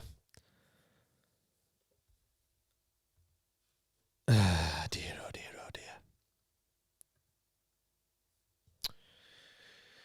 I did say 3-1 at the start of proceedings, so I can't be too disappointed, I guess. But just really, really frustrating to be leading in the game, to get the goal in the way that we did, to go 1-up, and I think we deserved that lead as well. But then to throw it, to give it them straight back within literally 60 seconds. It is what it is. It doesn't really matter, does it? At the end of the day, it's not gonna change our season, but it's just game after game after game that we see, mistakes and things happening. This is where as much as I've said that the performances have been better, and I don't think it's been a particularly bad performance from Wednesday at all, really. Oh, as they come down this left-hand side, acres of space for Miller, edge of the box. Hull have got the tails up, left-footed strike, dragged it wide. It's going to be a goal kick to Wednesday. But yeah, I think we haven't played poorly at all, really. It's been an half-decent performance. We're just lacking that cutting edge in the final third. But that's been the same thing all season. But this is where, when some people say, oh, these players need a chance next season. Like, how much is the defeat after, defeat after defeat after defeat? How much is it taking its toll on these players? Like, can they come back from this? Is the question you've got to ask, and you don't know, do you? Like, nobody knows the answer to that. But yeah, we'll have to see as Ingelsson gives the ball away and Hull come forward. It's 2-on-1. Ingelsson can't get back. Ball across the box. He's going to be offside there, and he is offside. Really poor from Hull there. But Otto Bayo's gone down injured, holding his foot. But it would have been offside anyway if it had got to him. But Otto Bayo's down injured as well, just to make matters worse. He's got up to his feet. He's gone back down again. Crazy Girl says, play to the whistle. Anything can happen in the next 30 minutes. Steve, another shit show. Ollie says, afternoon all, back from doing dad taxi jobs. What have I missed? 4 goals, Ollie. 3 in our goal, which is unfortunate. Cherie says, when the 2nd of May comes for the last home game of the season against West Brom, like many Wednesday fans, I can't wait for the full-time whistle to blow. Kev says, you're doing a great job, James, but that's me out. I have better things to do. Sorry, no hard feelings.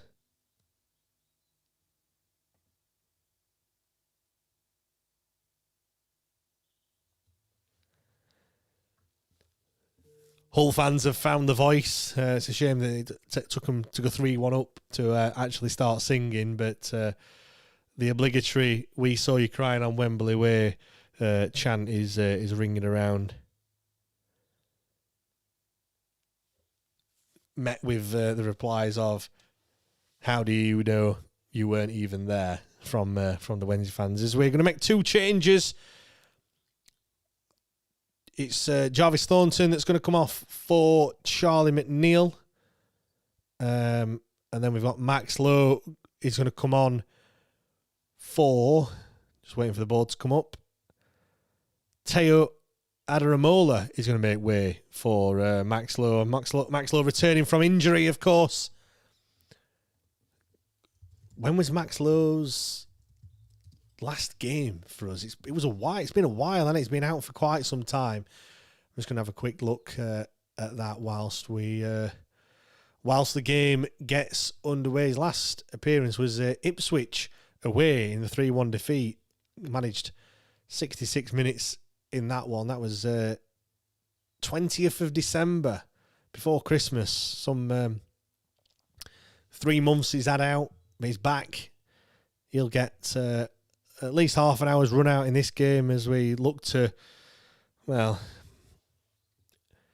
down was difficult. 3-1 down, I'm not going to say the words mountain and insurmountable and all that jazz. Wednesday come forward with Ingelsson. We're facing the wrong way, but he clips it forward looking for Jamal Lowe. That's a great pass. Basically, that just sums up our season. Clip forward to Jamal Lowe. Jamal Lowe couldn't get the ball under control, and he slips over. that is just our season in a nutshell. Ball over to the far side. Joseph, the goal scorer, plays it back. Hull just quite happy just to, and rightly so, really, quite happy just to keep possession at the edge of the box. Lundstrom crosses it in. Sean Fazia, what you doing, son? Ollie McBurney.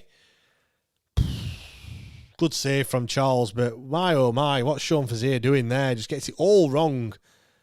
Very, very nearly 4-1 to Hull. Still 25 minutes, half an hour to go, really, in this game. And making it very, very difficult for ourselves.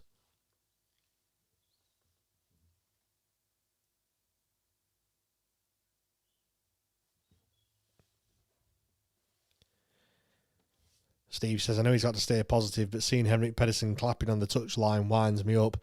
Yeah, I know what you're saying, Steve, but he's stuck between a rock and a hard place. I mean, Christ, if he got angry for every goal that we conceded, well, I think he'd be a very, very angry man, wouldn't he? We concede so many. It's difficult. Oh, dear me. Otto Bayo gets underneath the ball and McBurney will have it. He lays it off. Too easy. Ball clipped over the top. Through on goal. Do you know what? I don't think you were offside there. I don't think he was actually offside. I mean, I'd love to see it again, but I think he was on. I stand to be corrected. But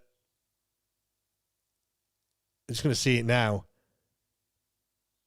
Oh, he's so close. I don't know. I know it doesn't really matter, does it? But I thought it was onside there. Let off for Wednesday. Yeah, just back to the clapping and stuff. Like I said, he wouldn't.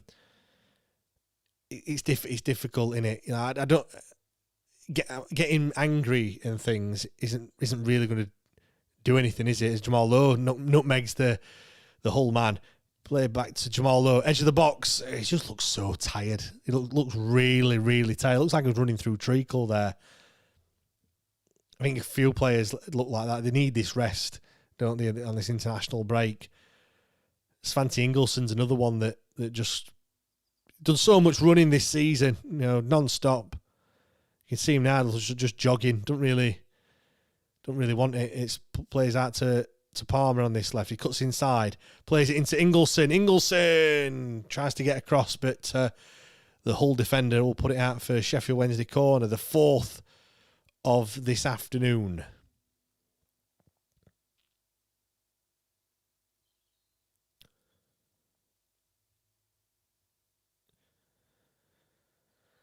Just showing you the chance that Charlie McNeil had where Sean Fazier, lucky boy. Corner will come in. It's Jamal Lowe. Hopefully it can be better than his last corner that he had. Jamal Lowe. First one was too high. Second one didn't beat the first man. If he gets another chance, maybe the third one will be bang on the money. Crazy Girl says, our players are so young, constant games week in, week out. They got thrown at the deep end, at least fighting for our club. Yeah, I can't fault the effort levels. It's just so frustrating as a Sheffield Wednesday fan at the moment. Like what Steve was saying, shouldn't get angry, and I'm not angry. I'm just frustrated and just disappointed. When you go a goal up, it's just annoying, isn't it? When you've got a chance, I mean, look, at least we've had something to cheer about. Let's look at the positives. Ollie says, roll on the summer, fresh start with a new coaching team in. Miller comes off for Hull, shaking his head. Clearly don't want to come off. Feels like he could probably get a goal, and don't blame him either.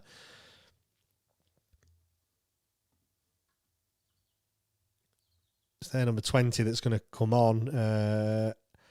I'm not going to have a go at trying to pronounce his name either. So the Bosnian is what I'm going to call him.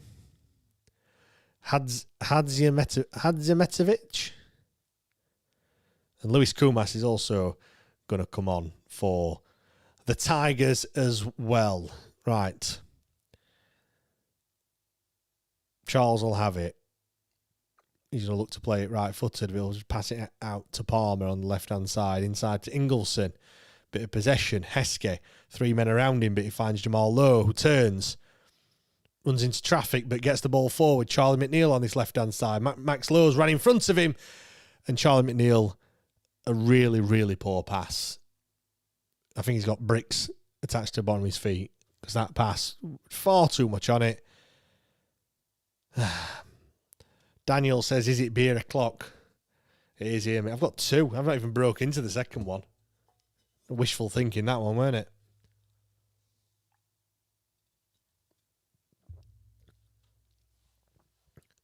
Hull will have it. Ball clipped out, looking. Oh, yeah, that's handball. Is it from Sean Fazier?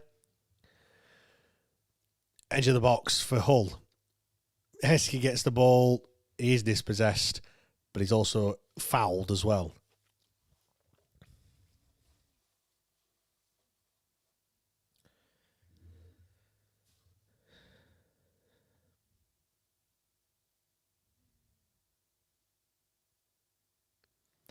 Some gallows humour in that away end. Wednesday fans singing Wednesday get battered everywhere we go, which I think is a bit harsh. And I think actually we haven't been battered, have we? And I don't think we've been battered in this game either, you know. When you look at it, we're 1-0 up. The goal we conceded for the equaliser was disappointing. The second's fortuitous from Hull's perspective. And then I think I suppose we have fallen apart a little bit for the third. But Max Lowe will get down this left-hand side. No, Palmer, apologies. Max Lowe now has it on the left-hand side. Skips past one player. Jerry Yates backheels it for Max Lowe. Jamal Lowe has it now. Jamal Lowe trying to fashion a bit of a chance. Sean Fazier checks back onto his left foot. Right-footed now. Iofa, can he get a cross in? He can. It's a cross looking for the back stick. Max Lowe gets underneath it, over the bar. They play rugby at the MKM. Would have been good for a conversion. Not quite good for a finish in the top corner, unfortunately.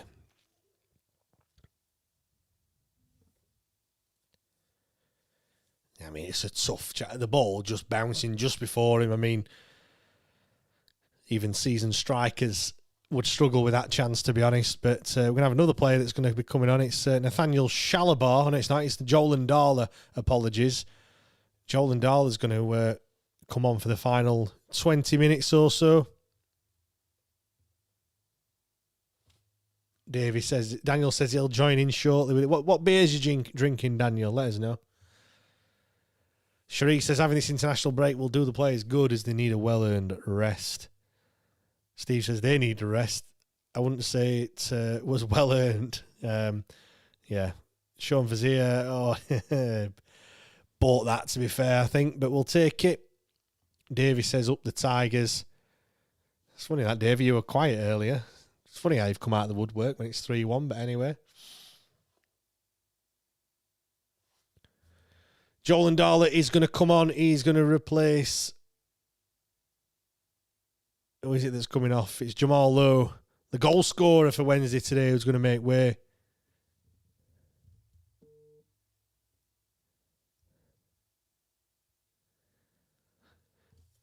The camera just panned to the Hull fans, and the Hull fans were clapping when Jamal Lowe came off. Do you clap at Hillsborough when the opposition make a sub? Bit odd. I don't think I've ever done that, to be fair. But anyway, Mo says we all need a rest. I'm going to have some food this evening. Kids are at the grandparents. That makes it a bit better. Wrexham have taken the lead against our dear neighbours. Is he not an ex-Hull player? Has he played for what? Oh, sorry. They'll have been clapping and Ndala coming on, won't they? Not Jamal Lowe coming off. Yeah. Joel Ndala is an ex-Hull player.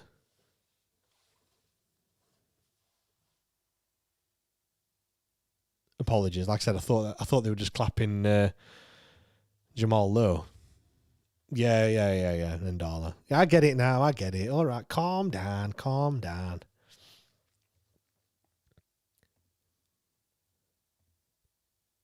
Just a quick run through the scores. West Brom 1, Bristol City 0. Norwich are beating Charlton 1-0. Norwich on a tear at the moment. QPR 4, Portsmouth 1. United 1, Wrexham 2. Southampton still leading Oxford 2-0, and it's still Watford 0, Leicester 0. Calm down, we've all had a few Budweiser. Yeah, Kurt, light bulb, yeah, got it now. Pennies dropped. You haven't missed anything Hull just stroking the ball around at the back at the moment, trying to... We've still got the Wednesday Get Battered song ringing out from that away end.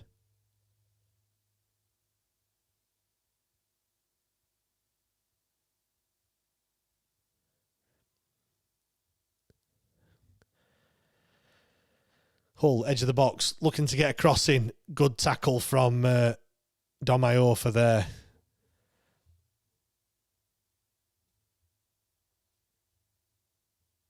It's going to be another corner to Hull.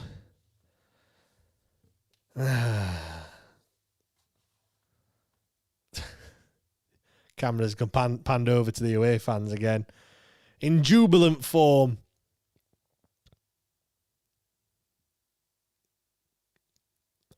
Hull looking to get the cross in. Right-footed in swinger. Comes into the box. 6-yard box is a header. Looped up. Is it Crooks that's got his head on it? Oh, it was Joseph. One of the Wednesday players is down. McNeil's holding his head, is he?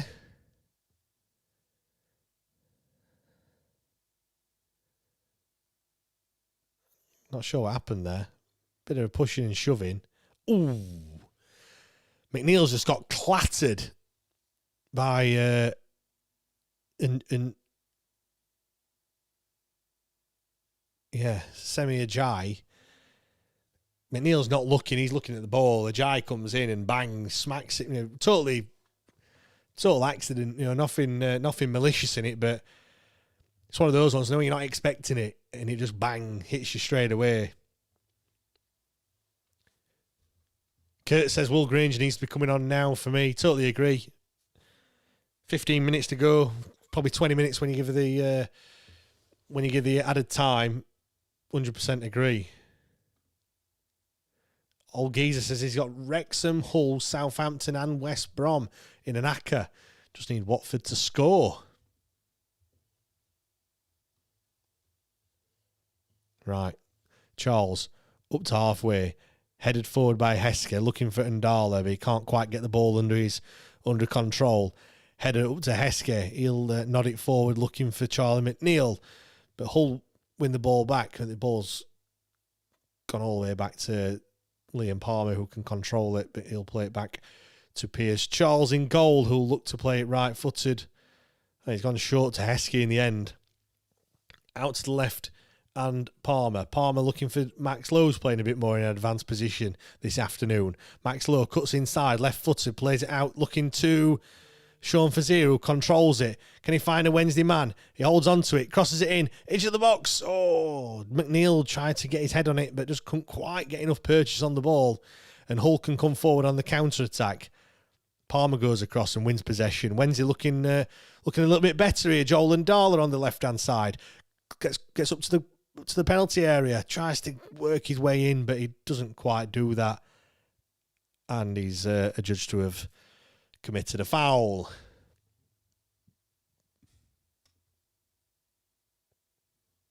Kurt says Kinnell could have killed him. I don't think it were deliberate. Just unfortunate, the collision. Obviously in reference to Charlie McNeil when he went down injured.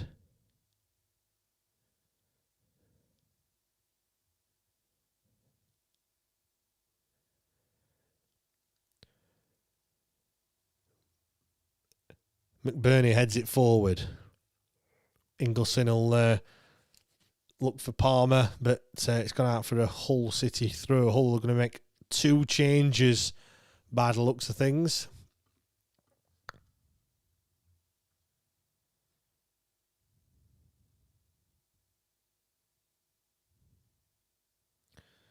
It's going to be their number 10 who's going to come on, Belume. And Dowell, who's going to come on for Crooks, the goal scorer, is one of them that'll make way.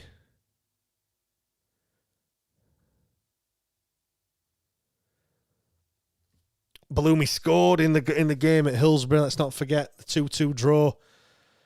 This game's also got 4 goals in it, but sadly, 3 of them have gone the way of Hull.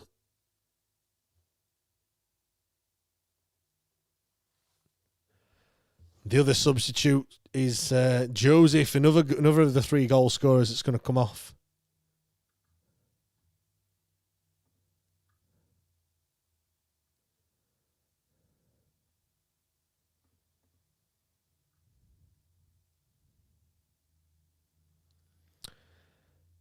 Hull have got it on this right hand side. Wednesday can clear it as far as Ndala, but he'll give it away. Hull have got it on the far side, looking to get a cross in, trying to work his way into the box. It's the substitute Balumi, but it's defended well from Palmer in the end, and he'll just boot it forward, looking for Jerry Yates, but absolutely no one there to help him. And 5 orange or amber shirts there to mop it up, and Hull will have possession on halfway. Balumi, it's a poor pass in the end, and Iofa can clear it. Wednesday have it now on halfway themselves. Charlie McNeil looks to go all the way back to Palmer. Palmer will just pass it up to Ingleson. 10 minutes to go. Hull 3, Sheffield Wednesday 1. An ambitious pass looking for Max Lowe, and it's cut out by Hull in the end, and they've played a neat little 1-2, and Balumi's put the afterburners on. Gets past Palmer, but between Palmer and Otubeyo, they do well. The refs give a foul, and in the interest of fairness, I didn't see anything there that Balumi did. Apparently he said to have judged to have pulled someone back, but can't say I saw it, to be honest.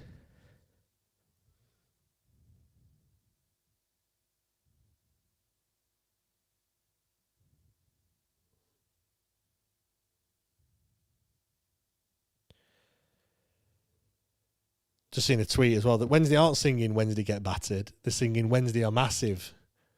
Wednesday are massive everywhere we go. Wednesday are massive everywhere we go.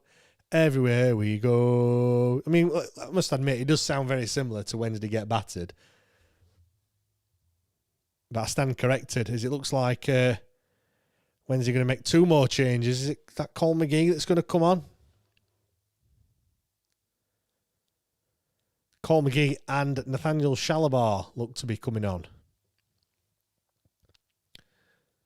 Hull come forward. McBurney on halfway. Clips the ball forward for Balumi on the right-hand side. Otubeyo's going to stand him up, but Balumi finds a Hull man. It's clipped forward. Can we defend it well? And Pierce Charles eventually jumps on the ball and prevent a 4th Hull goal this afternoon. Max Lowe tried to shepherd it back, did well in the end. Wednesday still electing to go short from the goal kicks. Lowe inside for Heskey. Heskey finds Charlie McNeil on halfway, who can get past his man. Oh, it's a good pass. Right idea. Joel Ndala has checked his run already. I think he was probably going to be offside. As QPR get a 5th against Portsmouth.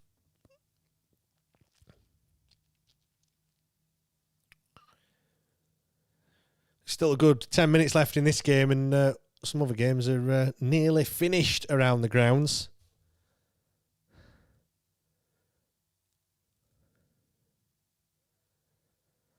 Pandora will kick it long for Hull. Heskey on halfway, plays it inside for McNeil. McNeil finds Sean Fazia. Sean Fazia, who's not going to be going on international duty. He was picked for Zimbabwe, but he's not going due to personal reasons officially. But he was fit enough to play for Wednesdays. We are going to make them changes. It's Svante Ingleson.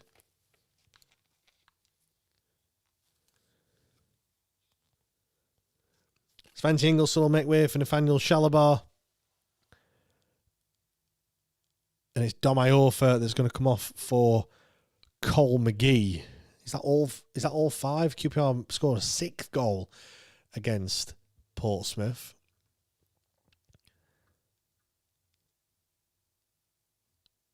That is all 5, isn't it? Charlie McNeil, Max Lowe, Joel Ndala, And then the two that have just come on now, Shalabar and Cole McGee, as Cole McGee's thrust straight into action.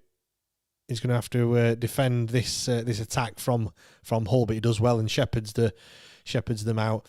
But Hull will try to switch it over to this other side. Joel and Darlow will chest it, but Shalabar's dispossessed, and Darlow will win it back. And Darlow forced to play it back to his own. We've got the ball, but we're putting under a lot of pressure. Hull 3-1 up, but they're not happy with a 3-1 lead. They want more. Clearly trying to go for the jugular.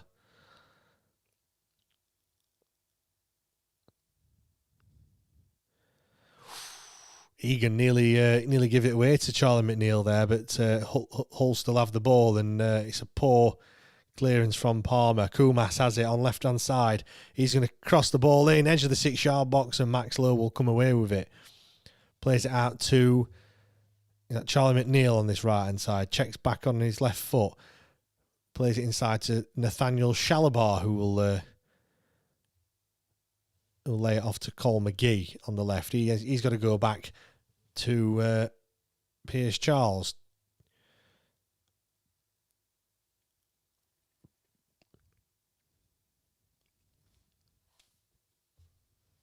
Sheree says, what a boost it is having Max Lowe back from injury. Yeah, it's just another body in it. He's playing a little bit further forward at the moment, or certainly has been since he's come on. And that's a good tackle, that, from Heskey, but the refs, for whatever reason, given a foul to Ollie McBurney.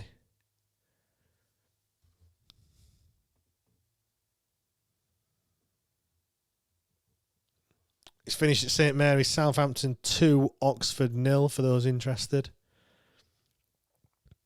Hull will ping it to Ballumi on this right-hand side. He'll control it. He's going to look to get across. He's looked for McBurney, who's in the box. Because it goes himself, hits it left-footed. Piers Charles more than equal to it. And he can make the save. Sean Fazier mopping up on the right-hand side. Charlie Jane Heskey, lovely from Sean Fazier to get past not one man, but two. He's still going, Sean Fazier, and he's brought down, and it's going to be a foul and a yellow card for Lundstrom. Great from Sean Fazier. They got past two men. In the end, he had to be brought down and fouled. Great strength from the youngster there as well. Wednesday fans have not stopped singing. Must be 20, 25 minutes, probably even longer. Non-stop singing. Fair play.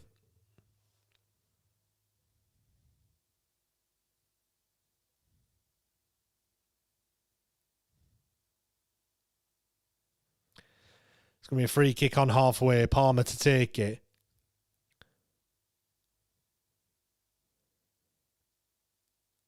He's going to clip it long, looking for Otubeyo, who heads it, but Shalabar can bring it to McGee on this left-hand side. Shalabar gets it back. Two men on him. Shalabar still has the ball. I don't know how. It's gone out of play. And it's going to be Wednesday throw. No, it's not. It's going to be a Hull throw in the end. West Brom have beaten Bristol City. And the way all the Wednesday fans have got the tops off. Not all of them. Don't get too excited, but quite a few. Swinging the tops around.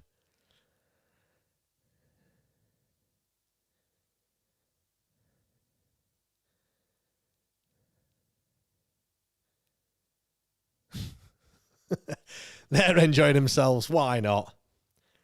It has been a season from hell, but at least you can have some respite. And it's going to be a yellow card for Charlie McNeil, I think. Was it Charlie McNeil that picked up that yellow card? Yes, it was. It was a blatant trip there from Charlie.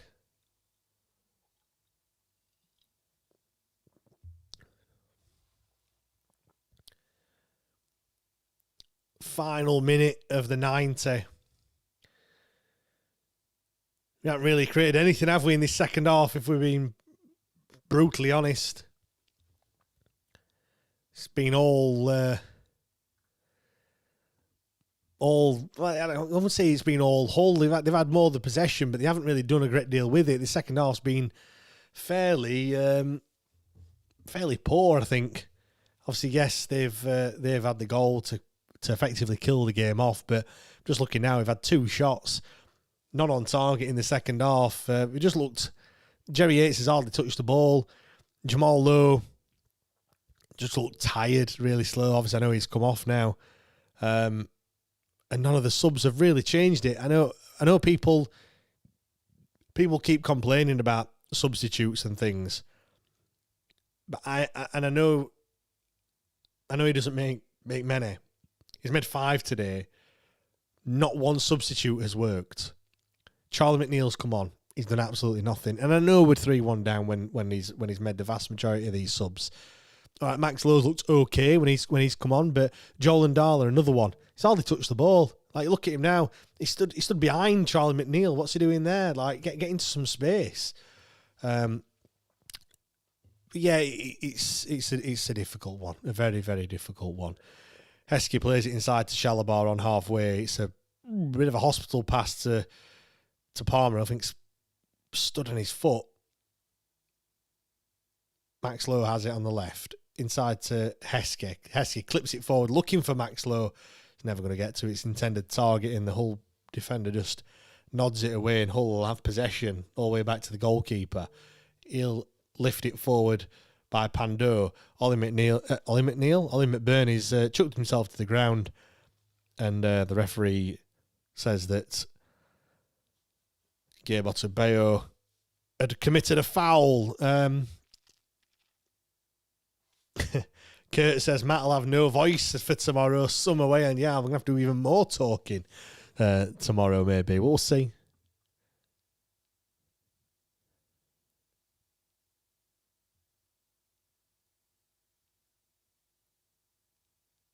Look at that away end. Looks absolutely fantastic. All just singing and dancing and swinging the shirts above the head. It's some sight to see. You wouldn't think it, would you? You wouldn't think that club are bottom of the league on minus 6 points, 1 win all season.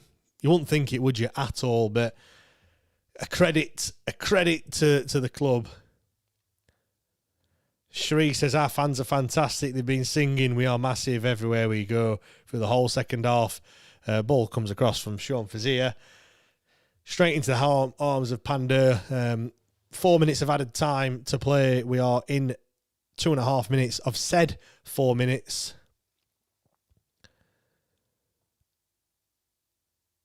Balumi on this right hand side tries to cross the ball, but can't do so. Wednesday are massive everywhere we go. Wednesday are massive everywhere we go. Everywhere we go.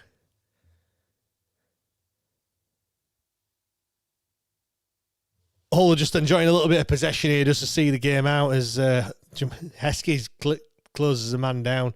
Easy for Hull to sidestep it on the left-hand side. Hull looking to get a cross in. Or are they happy just to play the game out? No, Hull come forward. Kumas crosses it in. McBurney on his left foot. Lundstrom tried to play it across. Could have easily been 4 there. As it happens, it is still 3-1. Steve, thanks for another great watch along. James, thanks, Steve. Thanks for your kind words as always. And it's a cross comes in. It's a shot, actually, not a cross, and it's hit the post. Balumi, it was. It wouldn't have counted, so it is offside.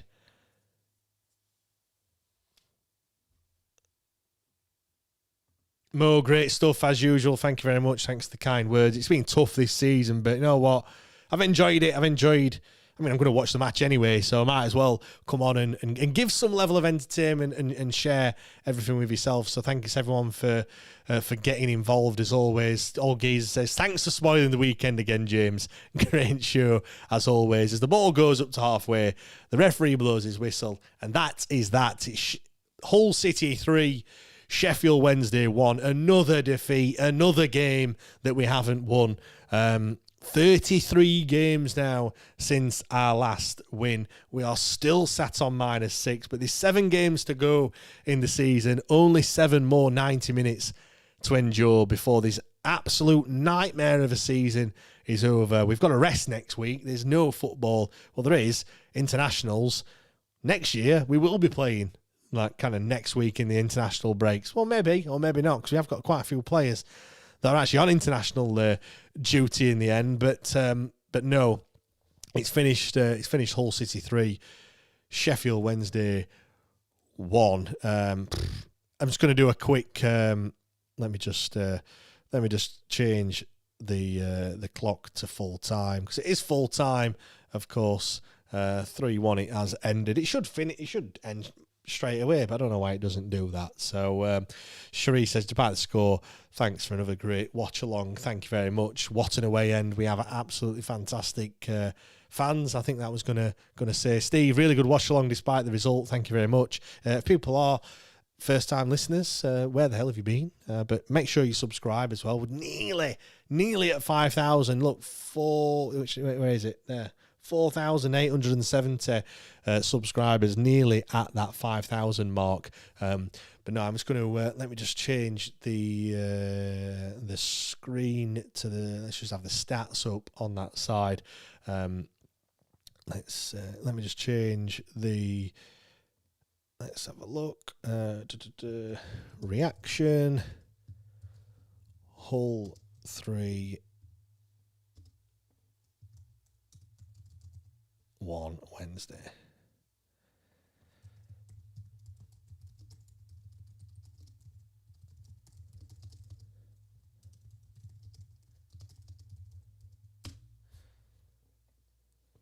Right. Let me press record. Hello, welcome to the Wednesday Till I Die podcast. This is your instant reaction. It's finished Hull City 3. Sheffield Wednesday 1 in the end. When are we going to get this win? 33 games now without a win for us. Portsmouth away seems such a long time ago, doesn't it, really, when you think about it? And that's because it is September. It was when we won on the South Coast. Still looking for that win. Look, it could have been so different as well. Jamal Lowe breaking the deadlock on 23 minutes. How he did it, I have no idea, and I don't think he even knows either. The cross comes in. It's headed just to the edge of the box. Jamal Lowe picks it up. The ball's pinballed around, but there's probably 3-4 Hull players around him. Jamal Lowe just manages to get through, pokes it in. And at that point, well, I was going to say we thought it could have been a whole lot different. Well, we didn't really, because it didn't take very long for Hull to score the equaliser. I was still talking about the goal and how it's been scored, reading some of the reaction, and next minute, the ball's in our net, and it's 1-1. And just like at Derby as well, I thought the performance was a lot better. It wasn't a bad performance at all. You know, we did have chances. Okay, Hull had their chances as well, but we got forward, and we could have, it could have been a totally different story, but we're going once again 2-1 down. Hull are fortuitous, in the manner that we conceded the goal. A cross comes in, it's a free kick. It's a really soft free kick as well. Let's be honest about it. Palmer adjudged to have fouled his man. Shoulder barge, maybe. I don't know. It is a bit soft. The cross comes in, and Dom Iorfa, really unfortunate. It's just hit him, and it's square in the face. I mean, if it was at the other end, I would have been saying, what a fantastic finish. But, for him to score, literally the last minute in the first half, in added time, and going in 2-1 down, I think was pretty harsh. But once again, second half was, we just didn't have it, did we? We didn't have that cutting edge when we needed it. And that's been the story all season. Svante Ingelsson ran out of energy. I think Jamal Lowe was the same. When you look at the way that the second half's panned out, we just haven't created enough chances. Jerry Yates looked largely ineffective as well, but I think that's just more down to the kind of effort and the energy levels that we've put in. The game was a fairly entertaining game. Let's be honest. It was end to end. For a neutral, they would have found it. It certainly wasn't boring. Put it that way. But yeah, like I said, in the end, we've come away with absolutely nothing. One thing I do want to say, though, the fans, once again, were absolutely fantastic. I thought they were singing Wednesday Get Battered everywhere we go. I stand to be corrected. They were singing Wednesday Are Massive, which makes perfect sense. And they were singing absolutely non-stop.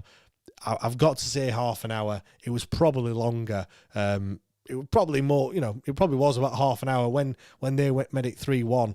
Kyle Joseph got the third goal for them. And after that point, like I said, the Wednesday fans were in fine form, as they have been all season, let's be honest. But yeah, I think them, as well as myself and everyone as well, probably just hoping and wishing for the season to end, to be honest. But no, it looked great in that away end. I wish I was there and all that, but no, I think that I think most people would have probably said a 2 or a 3-1 defeat, in terms of the predictions and stuff, because that's how most of the games have gone, and it does seem like it's very, very much like how the season has been. Hull have scored a lot of goals this season. We've conceded a lot of goals, but that's what's happened this afternoon. Just really not really sure how to think, to be honest. I don't know whether I'd say I'm disappointed, angry. I don't think I'm either. Just a bit gutted, really, that we've managed to take the lead and then just give it away so quickly in the end. And look, next season's going to be totally different. We're going to need a lot of changes. We're going to need a change in mentality. All right, it's League One opposition, not quite as cutting as perhaps what the Championship players are going to be, but we're going to need a lot of changes, 100%. And I think we're going to get that as well. The squad, we're going to need 15 players minimum when we're in League One. The first thing we need to do, though, is get this takeover sorted. But you know what? All in all, if I want to just round it off, I don't think the performance was particularly bad. There was moments of, I don't want to say brilliance, but I want to say there was some good passages of play. I think the intent was there. We were trying to close them down, further up the pitch. I think we did a lot of passing out from the back as well and trying to some decent passages of play. But in the end, Hull just had far too much for us. And I don't think anyone could really grumble about the scoreline in the end. The goals that they scored were, like I said, we gifted them one of them. All right. And I think the third goal just really killed it off for him at the end of the day. But no, thank you very much for watching. It's another defeat once again, but we'll see you all next time. Thank you. Right, I'm going to wrap things up now. Thanks everyone for watching the watch along. Really do appreciate it, as always. Just going to read some more comments out. OCD said next year if it's these players, it will be the same again. Kurt says City tomorrow, hopefully good news week. Yeah, fingers crossed. Richard Jones says it's a right header. Yeah, it would have been in the opposite goal. Daniel says then Wednesday fans are amazing. Don't see that with any other clubs, 100%. Kurt says away end still going even when the iFollow stream has ended. Chris says Hull ain't sparkling though, are they? No, but look, I think what's happened to the picture, by the way? Why is it all stopped? I've no idea. I don't know if you can still hear me or not. I have no idea what's happening, but the picture seems to have stopped. So apologies. You can probably still hear me. My webcam has decided to restart, so that's a perfect opportunity to stop things right there. Thank you very much, everyone, and we'll see you all next time. Cheers. Oh, there we go. It's come back. It's come back right at the death. I don't know why it started to reset. But Kurt says we can hear you, but you're having a stroke. Thank you very much, everyone. See you all next time. Cheers.